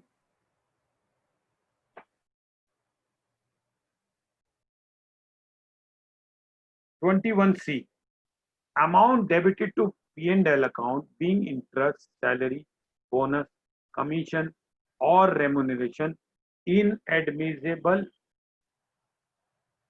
तो पहले भी आपको मैंने बताया कि प्राइम रिस्पॉन्सिबिलिटी यहाँ पे आपकी है जब आपको इनएडमिसिबल कैलकुलेट करना है। तो ये जो है इंपॉर्टेंट पॉइंट अपने को यहाँ पे देखना है। Can I also take the along with the lecture? Yes sir, yes sir. Thank you sir. Please sir, please. ये 40A3 में भी अपने को डिसअलाउंसेस बताने और 43A में भी अपने को disallowance. Sir we need to have a difference in reporting and disallowances. Duty क्या कास्ट की गई है, जो मेरी ड्यूटी कास्ट की गई है मुझे वो काम करना है।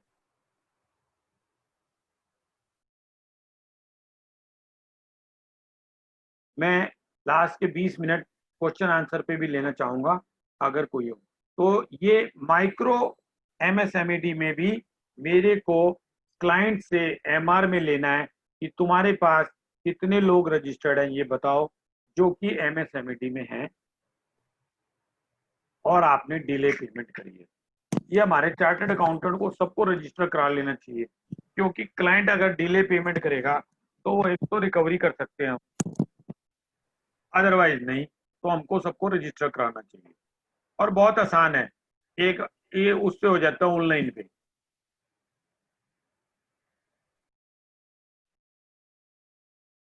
जी 40A2B इन शॉर्ट जिसको कहते हैं payment to related specified person, ये जो है सेक्शन में डिफाइंड है।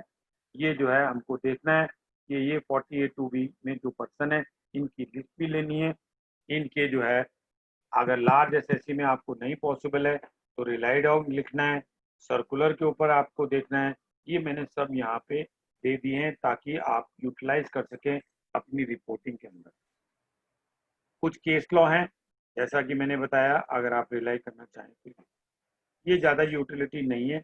इसके अंदर इतने सेक्शन जो हैं जिनसे रिपोर्ट करना है।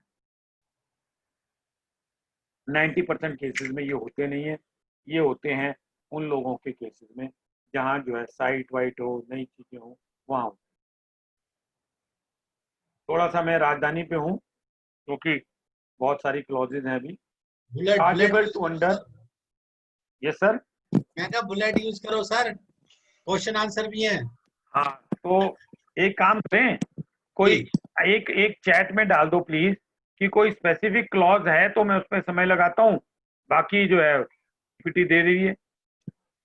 नहीं, थोड़ा सा जो जो मेन पॉइंट है अभी कवर कर लो। 10 मिनट तो है सर, अभी ठीक है 40 हुए ना, 5-10 मिनट है अपने पास। ठीक है क्वेश्चन 12 ही है, छोटे छोटे क्वेश्चन है। अच्छा ठीक है जी। ये तो पीपीटी शेयर कर देंगे, सबको ले लेंगे केसेस तो वो। हाँ जी, थोड़ी सी इसके अंदर एक आध जगह छोटी छोटी लेटेस्ट डालनी है, जैसे डेप्रिसिएशन वाली बताई मैंने, वो जी एक जी आधा जी, छोटा डालना है। आप वैसे शेयर कर दीजिए, कोई बात नहीं। मैं कर अमेंडेड दूंगा सर, मैं कर दूंगा। 28 number, whether during the previous year SSCA received any property being share of a company not being a company in which public are subsidiary without concession or inadequate concession as referred in section 5627A। तो 5627A में जाके अपने को देखना है और जो चीज वहां पे डिफाइंड है, जो चीज क्वालिफाई है, उन्हीं को हमको यहाँ पे देना। तो ये बहुत इंपॉर्टेंट है। मान लीजिए आपके एसएससी के पास आ गई और उसने कैपिटल अकाउंट में डाल दी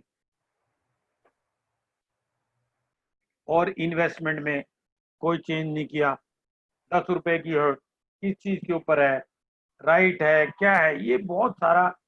वो मैं राकेश गुप्ता जी का बड़ा कायल हूँ, उन्होंने इस सेक्शन को बड़ी अच्छी तरह समझाया और मतलब इसका ए टू जेड उसकी जो है ना क्या कहते हैं वो कर रखी, डाइसेक्शन अच्छी तरह कर दी जो ये अदर सोर्सेज वाले में।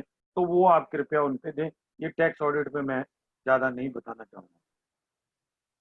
इसी तरीके से 5627B ये भी जो है इशू ऑफ शेयर के लिए है।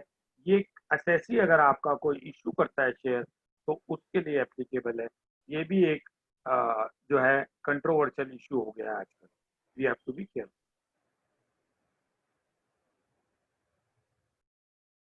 Sir 29A advance received on capital asset forfeited, ये चार्टर्ड अकाउंटेंट की रिस्पॉन्स।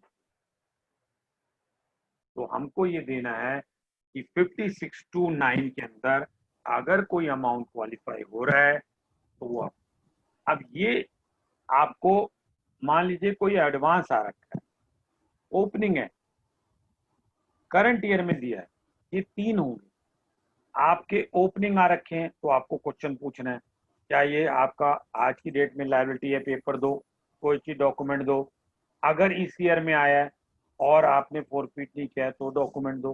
तो आपको हमको सबको इसके ऊपर डॉक्यूमेंटेशन लेनी, क्योंकि संजय जी, अगर हमने ये रिपोर्ट नहीं करी तो ये हमारी रिस्पॉन्सिबिलिटी। हाँ जी दीप जी कुछ कहना चाह रहे हैं? इसमें वर्ड लिखा हुआ है कैपिटल एसेट्स। आपकी आवाज कम है सर। इसमें वर्ड लिखा हुआ है कैपिटल एसेट्स। हाँ जी मैं ये पूछ रहा हूँ जो एग्रीकल्चरल लैंड के संदर्भ में कोई एडवांस आया है और वो 4 फीट हुआ है, उसका क्या फेट रहेगा? देखिए सर, आपको इसके अंदर सेक्शन 5629 के अंदर जाना है और ये यहाँ पे कैपिटल एसेट के वर्ड को मत देखो।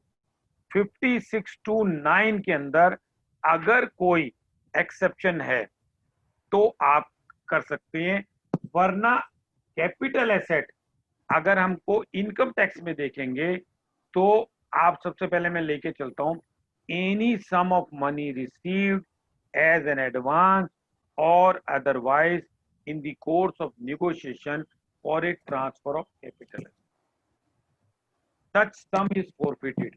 तो सबसे पहले तो एडवांस फॉर कैपिटल एसेट होना चाहिए, जी, फॉरफिट होना चाहिए, और उसके बाद वो क्या कहता है, negotiation does not result into transfer, कोई ट्रांसफर नहीं हो। ये टैक्स ऑडिट में अपनी रिस्पॉन्सिबिलिटी और कहता है अगर ये है तो बताएं।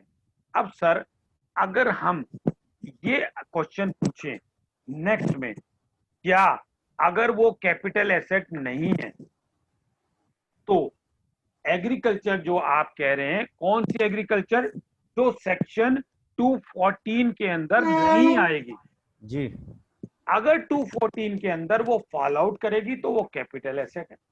मेरा जो आप कहना चाह रहे हैं कि वो कैपिटल एसेट जो कि एक म्युनिसिपल लिमिट से बाहर है, what ever may be 2 kilometre 4 kilometre what ever, तो जब वो कैपिटल एसेट ही नहीं है तो एक तो उसका एडवांस यहाँ आएगा ही नहीं।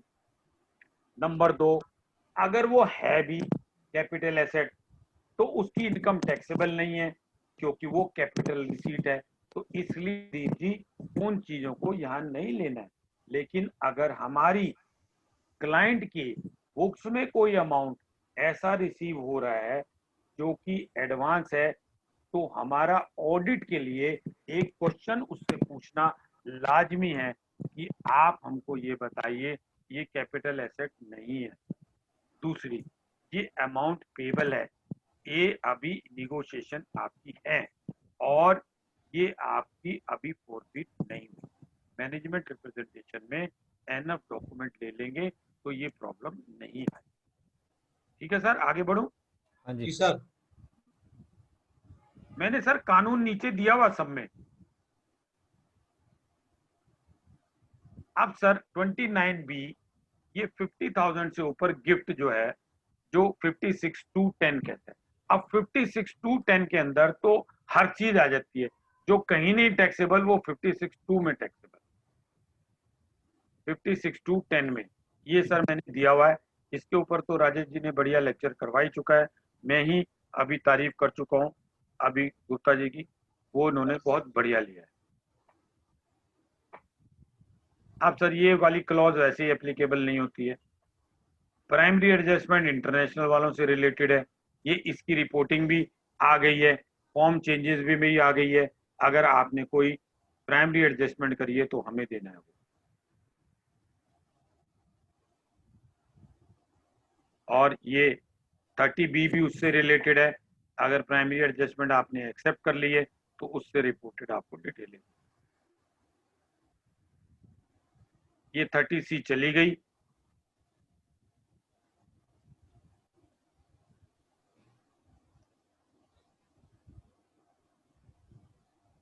ये सर वो डिपॉजिट से रिलेटेड है, जो मैंने नहीं भी लिए सामने वालों को दिए, वो सब इसके अंदर है। ये काफी लंबा चौड़ा है, आई थिंक इस पे मुझे काफी समय लगेगा।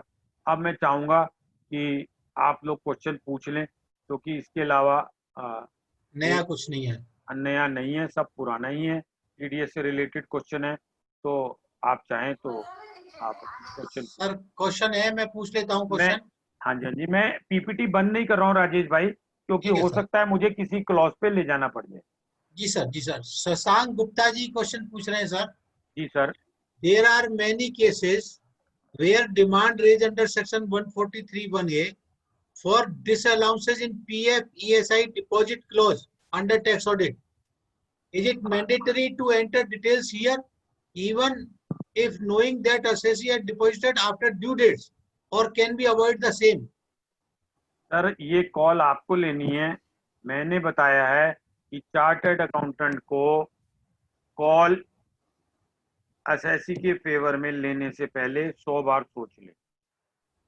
अकॉर्डिंग टू मी, हमारा काम डिसअलाउंसेस कैलकुलेट नहीं करना है, हमारा Reporting है। काम सिर्फ रिपोर्टिंग का है। रिपोर्ट करिए। अगर आप कॉल ले रहे हैं, then be ready for some consequences on you also. Next question sir. जी सर। अरुण कुमार जी इवन पूछ रहे हैं। इवन सॉरी राजेश भाई, please even please. Supreme court का भी आ जाए कि डिसअलाउंस नहीं है, तब भी आपको रिपोर्टिंग करनी है। I am harsh on it. ठीक है sir. Next question sir. Arun Kumar ji पूछ रहे हैं, sir in point 27A of form 3CD related to central value added tax input, हाँ जी do we have to give information about GST input? Sir, अगर आप नहीं देना चाहें, क्योंकि वो लॉ सब्स्टिट्यूट हो गया है, अगर आप नहीं देना चाहें, एक मिनट में आपको 27A पे लेता हूं, तो आप वहां पे डिस्क्लोजर दे दें कि इनपुट में जो है कोई गाइडेंस नहीं है, और इनपुट में जो है जीएसटी का है 7A। देखिए सर, ये सिर्फ जो है आपको जीएसटी के बारे में नहीं है, लेकिन मैं आपको बताऊं, स्टैंडर्ड क्रेडिट तक तो ठीक था। अभी इनपुट क्रेडिट अगर आप देखेंगे तो ये इसकी यूटिलिटी में लेके जाता हूं। यूटिलिटी के अंदर आपके अंदर वो क्या कहता है कि ये आपको डिटेल देनी है। अब आप इनपुट में नहीं है तो जीएसटी वाली नहीं देना चाहे तो आप वहां पे ऑब्जर्वेशन में दे दीजिए कि सैनवेट है ही नहीं, अब खत्म हो गई बात। Next question sir.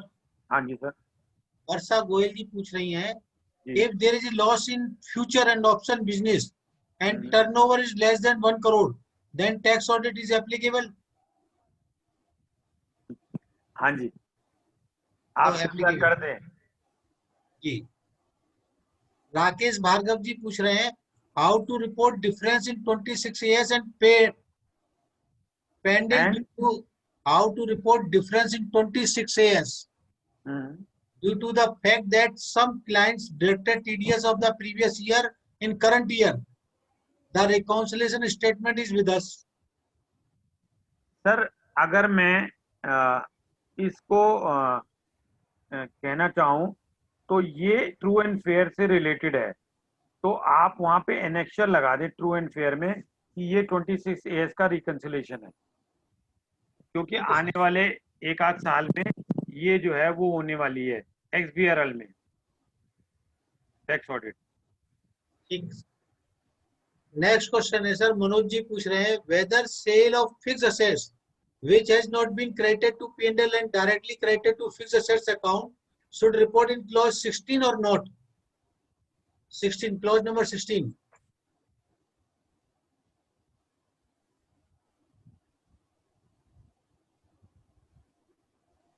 कंपनी है या इंडिविजुअल एसएससी है, मतलब पार्टनरशिप है, क्या है? ये लिखा नहीं भाई साहब इन्होंने। अच्छा कोई बात नहीं, मैं प्रिज्यूम कर लेता हूँ। हाँ प्रिज्यूम कर लो। Clause number 16, 16। देखिए सर, यहाँ पे हमारी रिस्पॉन्सिबिलिटी क्या है?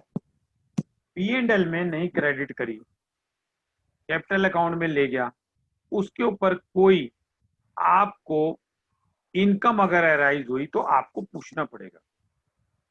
और दूसरी चीज, इसका आपका डायरेक्ट रिलेशन इस वाली डेप्रिसिएशन चार्ट से भी है, क्योंकि डेप्रिसिएशन चार्ट मुझे सर्टिफाई करके देना है, तो ये भी आपका गलत हो जाएगा। तो अगर वो क्रेडिट प्रोप्राइटरी है, अपने कैपिटल अकाउंट में ले रहा है, इंडिविजुअल अकाउंट में ले गया, आपने इंडिविजुअल उसका सेविंग बैंक ऑडिट नहीं किया, तो आप उसका डिस्क्लोजर दें। अदरवाइज ये 16 में भी आएगा और आपका जो है डेप्रिसिएशन वाले में भी आएगा, जो ये मैंने आपको बताया। ठीक है सर। नेक्स्ट क्वेश्चन है 18 में भी सर, आएगा। नेक्स्ट क्वेश्चन है राकेश भार्गव जी पूछ रहे हैं please explain the existing additional depreciation available in previous year also on plant and machinery. Is it required to quote in different column? Depreciation, additional depreciation. Additional depreciation के लिए यहाँ पे किसी तरीके की कोई भी रिपोर्टिंग आपको नहीं बताई गई है। रेट ऑफ डेप्रिसिएशन आपको देना है, तो आपको जब जो यूटिलिटी कहेगी उसके अंदर कोई है ही नहीं, तो आपको क्या करेंगे? तो आपको एक है, अगर हम और ज्यादा डिस्क्लोजर देना चाहते हैं तो व्हाट वी कैन डू कि आप अपने नोट्स में क्लॉज नंबर 18 से रिलेटेड बता दें कि इसका ओरिजिनल इतना है और एडिशनल इतना है, बाकी यहाँ तो कुछ नहीं है, रेट ऑफ डेप्रिसिएशन डालना है और अमाउंट डालना है, nothing else is to be reported. Next question Rakesh Kochar ji पूछ रहे हैं in clause 20B the actual amount paid should be filled as sum received from employee only or from employee as well as employer contribution also.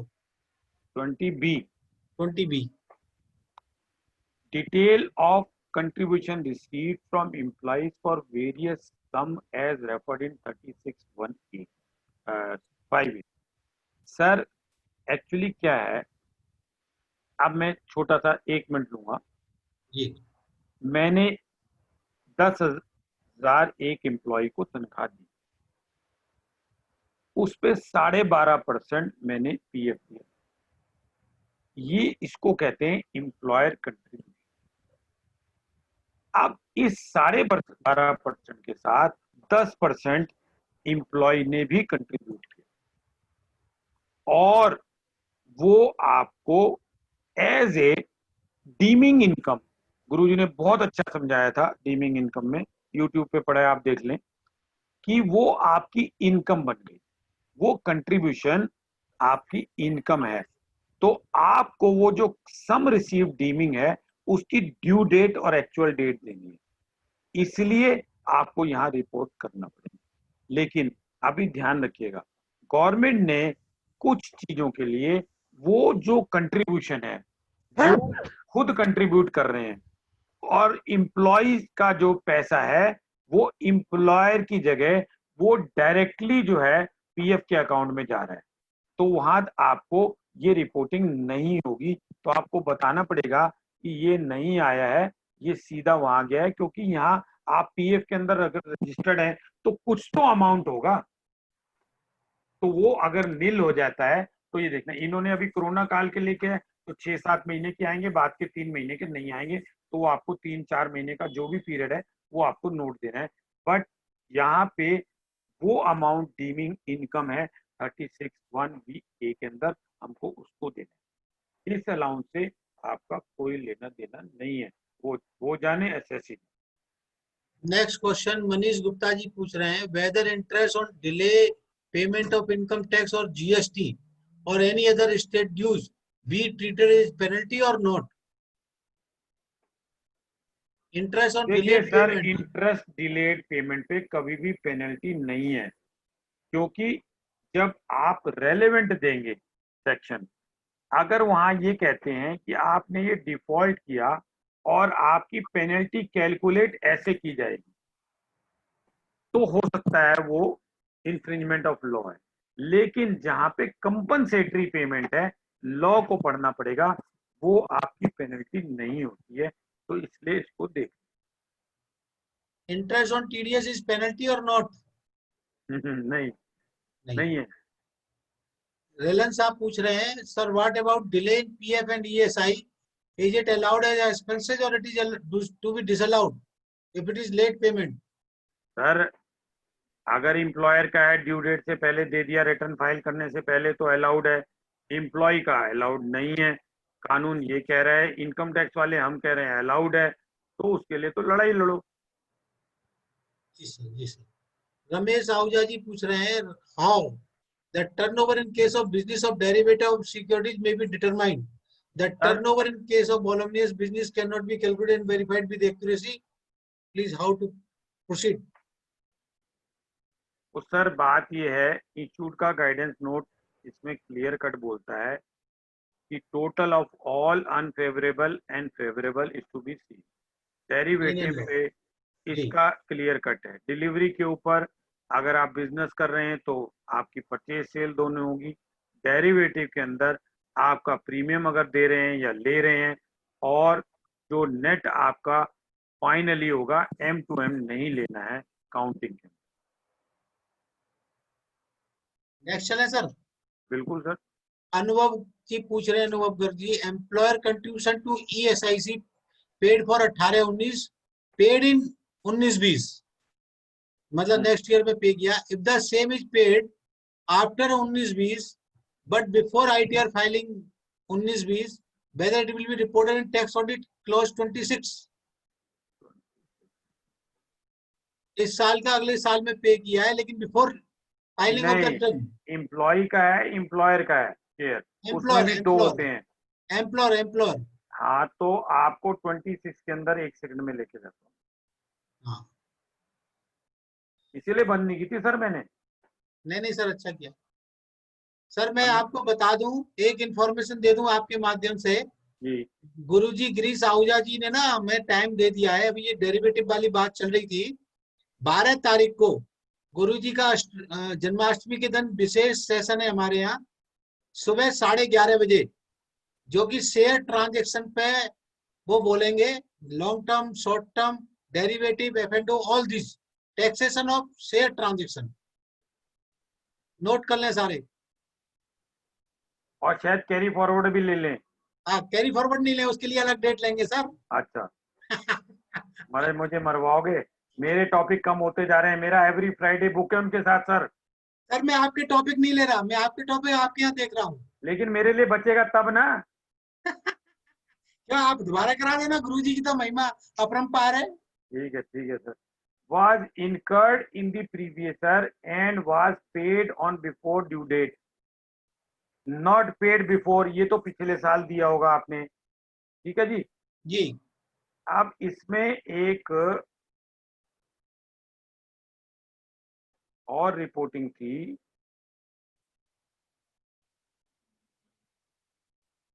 यहाँ है, यहाँ देना है जो पिछले साल आपको अलाउ नहीं हुआ और आपने इस साल दिया है, उसको यहाँ देना है। यहाँ देना 26 कैपिटल ए छोटा ए।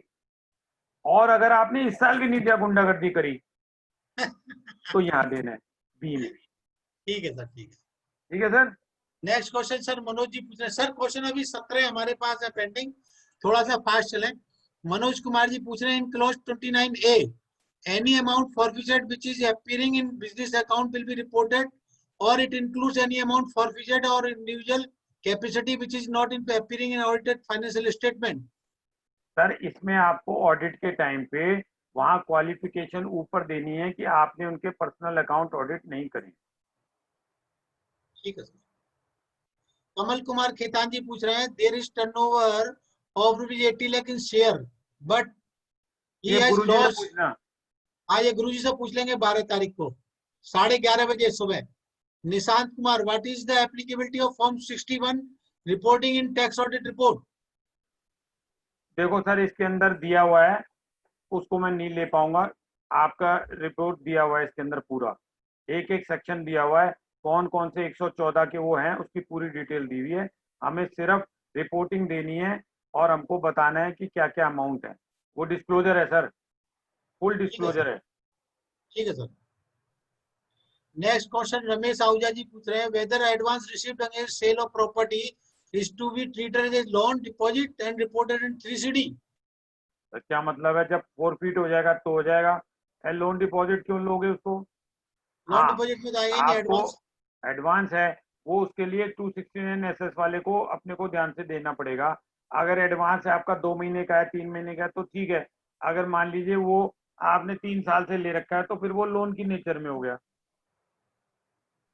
नेक्स्ट क्वेश्चन है, सरिया जी पूछ रहे हैं, if an SSC received Atmaram ji, एन। ए आर हाँ जी, सरिया, नमस्कार कर आत्माराम दो जी, उधर मेरी तरफ से। नमस्कार प्रभु जी। If an assessee received an amount in personal account as advance for property and not informed the auditors, what will be the auditor? कुछ नहीं है फिर तो liability ऑलरेडी auditors बता की। दिया सर, लेकिन आपको क्वालिफाई करनी है ऑब्जर्वेशन में कि आपने उसके पर्सनल अकाउंट नहीं चेक करे हैं, and as such you are not responsible. Next question है Manish Gupta ji, the new employer paid notice period salary to the former employer of an employee. The new employer has shown the notice period salary of 2 months as salary, though not received by the employee, but showing in 26 years. If included as salary income, it will amount to double taxation. For the amount not received by employee, how to deal? ये sir इनको offline बोलना, ये tax audit से related नहीं है। पुनीत सिंह सहगल जी पूछ रहे हैं, good evening sir, do we have to mention GST payable as on 31 March 2020 under section 43B related clause? Yes sir, yes sir. If it is not paid within the due date. Ratnesh Mahajan ji पूछ रहे हैं, sir amount withdrawn from bank and amount deposited into bank, whether these amount are to be taken for calculating 5% for the purpose of 5 crore tax limit? अगर आपका अपना ही पैसा है, खुद ही के बैंक से निकाला हुआ है, तो वो अमाउंट नहीं आएगा। वसंत कुंज वाले हैं ना रजनी ना ना जी? ना, रत्नेश महाजन जी तो हमारे बराबर वाले हैं, अच्छा, पड़ोसी। बराबर वाले। तो अपने ही विड्रॉल को नहीं लेना है। In the nature of capital और लोन है, these are not loan and capital. 5 crore के लिए कह रहे हैं ना? जी जी जी जी जी जी। ठीक है। अच्छा, ये पुनीत जी का 2 बार आ गया क्वेश्चन। दीपिका जी पूछ रही है, any interest paid under income tax act is disallowable, please ये भी क्लैरिफाई। जनरल क्वेश्चन है, इस पे केस लॉ आ गया कि अलाउबल है, लेकिन यहाँ पे कोई इसका लेना देना नहीं है। एक मिनट, केस ये लॉ आ गया, मुझे नहीं अभी हैंड नहीं याद है। राकेश गुप्ता जी की वीडियो देख लीजिएगा, उसमें उन्होंने दिया हुआ है। मनोज गुप्ता जी पूछ रहे हैं, इन केस ऑफ डेरिवेटिव ट्रांजेक्शन, वो फिर 12 तारीख को पूछिए मनोज हाँ गुप्ता जी, जी, 12 जी। सुबह 11:30 बजे। हाँ जी। Dispose of. महावीर जी पूछ रहे हैं, can be audit partly books और some missing records with the qualification दिया, फॉर द। ऑलरेडी दे दिया, दे दिया। हाँ, तो रिप्लाई दे दिया आपने। Mayank Agarwal ji, I have a case where SSC is a partnership firm but their advocate by mistakenly has applied GST in the name of one of the partner, please guide what to do in case. Sir मैं क्या बताऊँ इसमें, तो ये तो technical issue है। Partner ये के अप्लाई कर दिया। जीएसटी वाले से पूछो सर। हाँ मयंक जी, बेटर है, जीएसटी का भी हमारा वेबिनार है, और 13 तारीख को है वेबिनार जीएसटी पर, आप उससे पूछ लीजिएगा।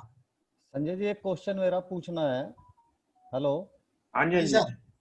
ये जो टैक्स डिडक्शन एट सोर्स में हमारे से ये पूछते हैं कि भाई पर्टिकुलर सेक्शन में अगर हमने टैक्स काटा है तो हो सकता है कुछ अमाउंट ऐसे हो जिन पे टैक्स डिडक्शन एट सोर्स बनता ही ना हो, लेकिन वहां वो सेक्शन पूछती है कि टोटल अमाउंट उस सेक्शन में कितना था, उस सेक्शन के मुताबिक कितने पे रिकंसिलेशन टैक्स रखना है। कट, कितने पे टैक्स काटना था, कितने पे कटा, किस रेट से कटा और कितना जमा हुआ।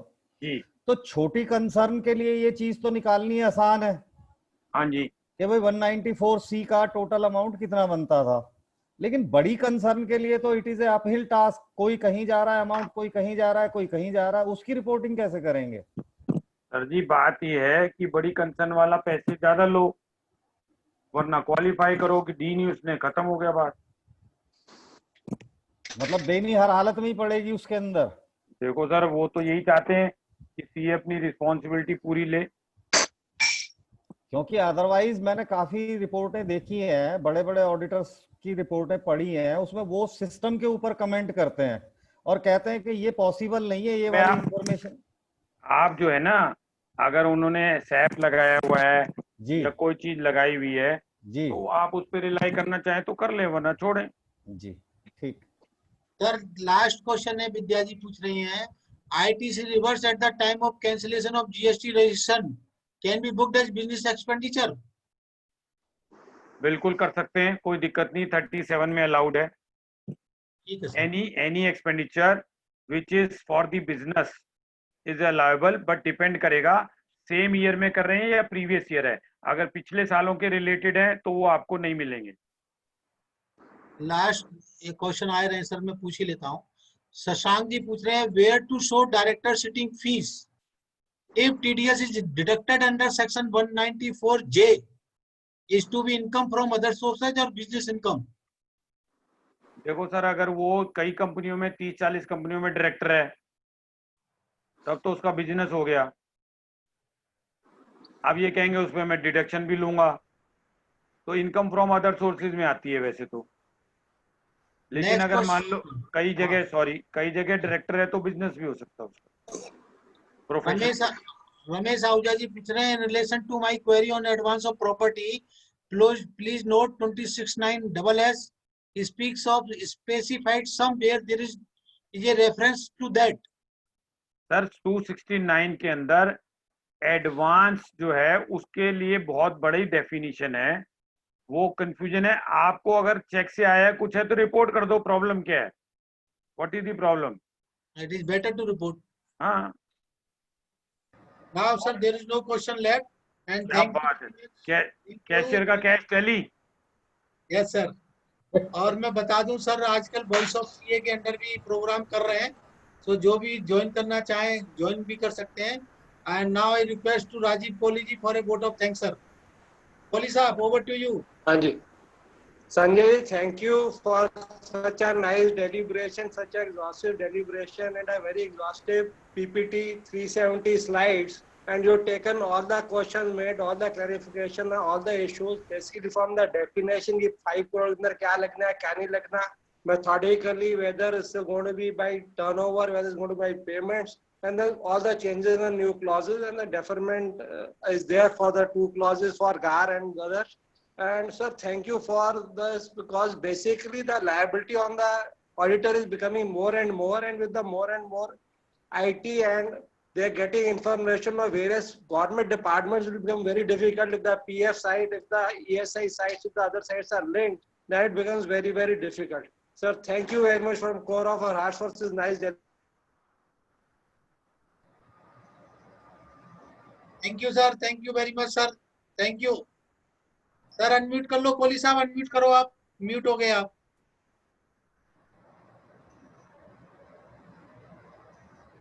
Thank you, sir. Thank you, Sanjay ji. Thank you thank sir, you sir, thank you, thank you boss. शब्बा वंस अगेन खैर, Radhe good Radhe, night, stay Radhe safe, Radhe. Stay safe,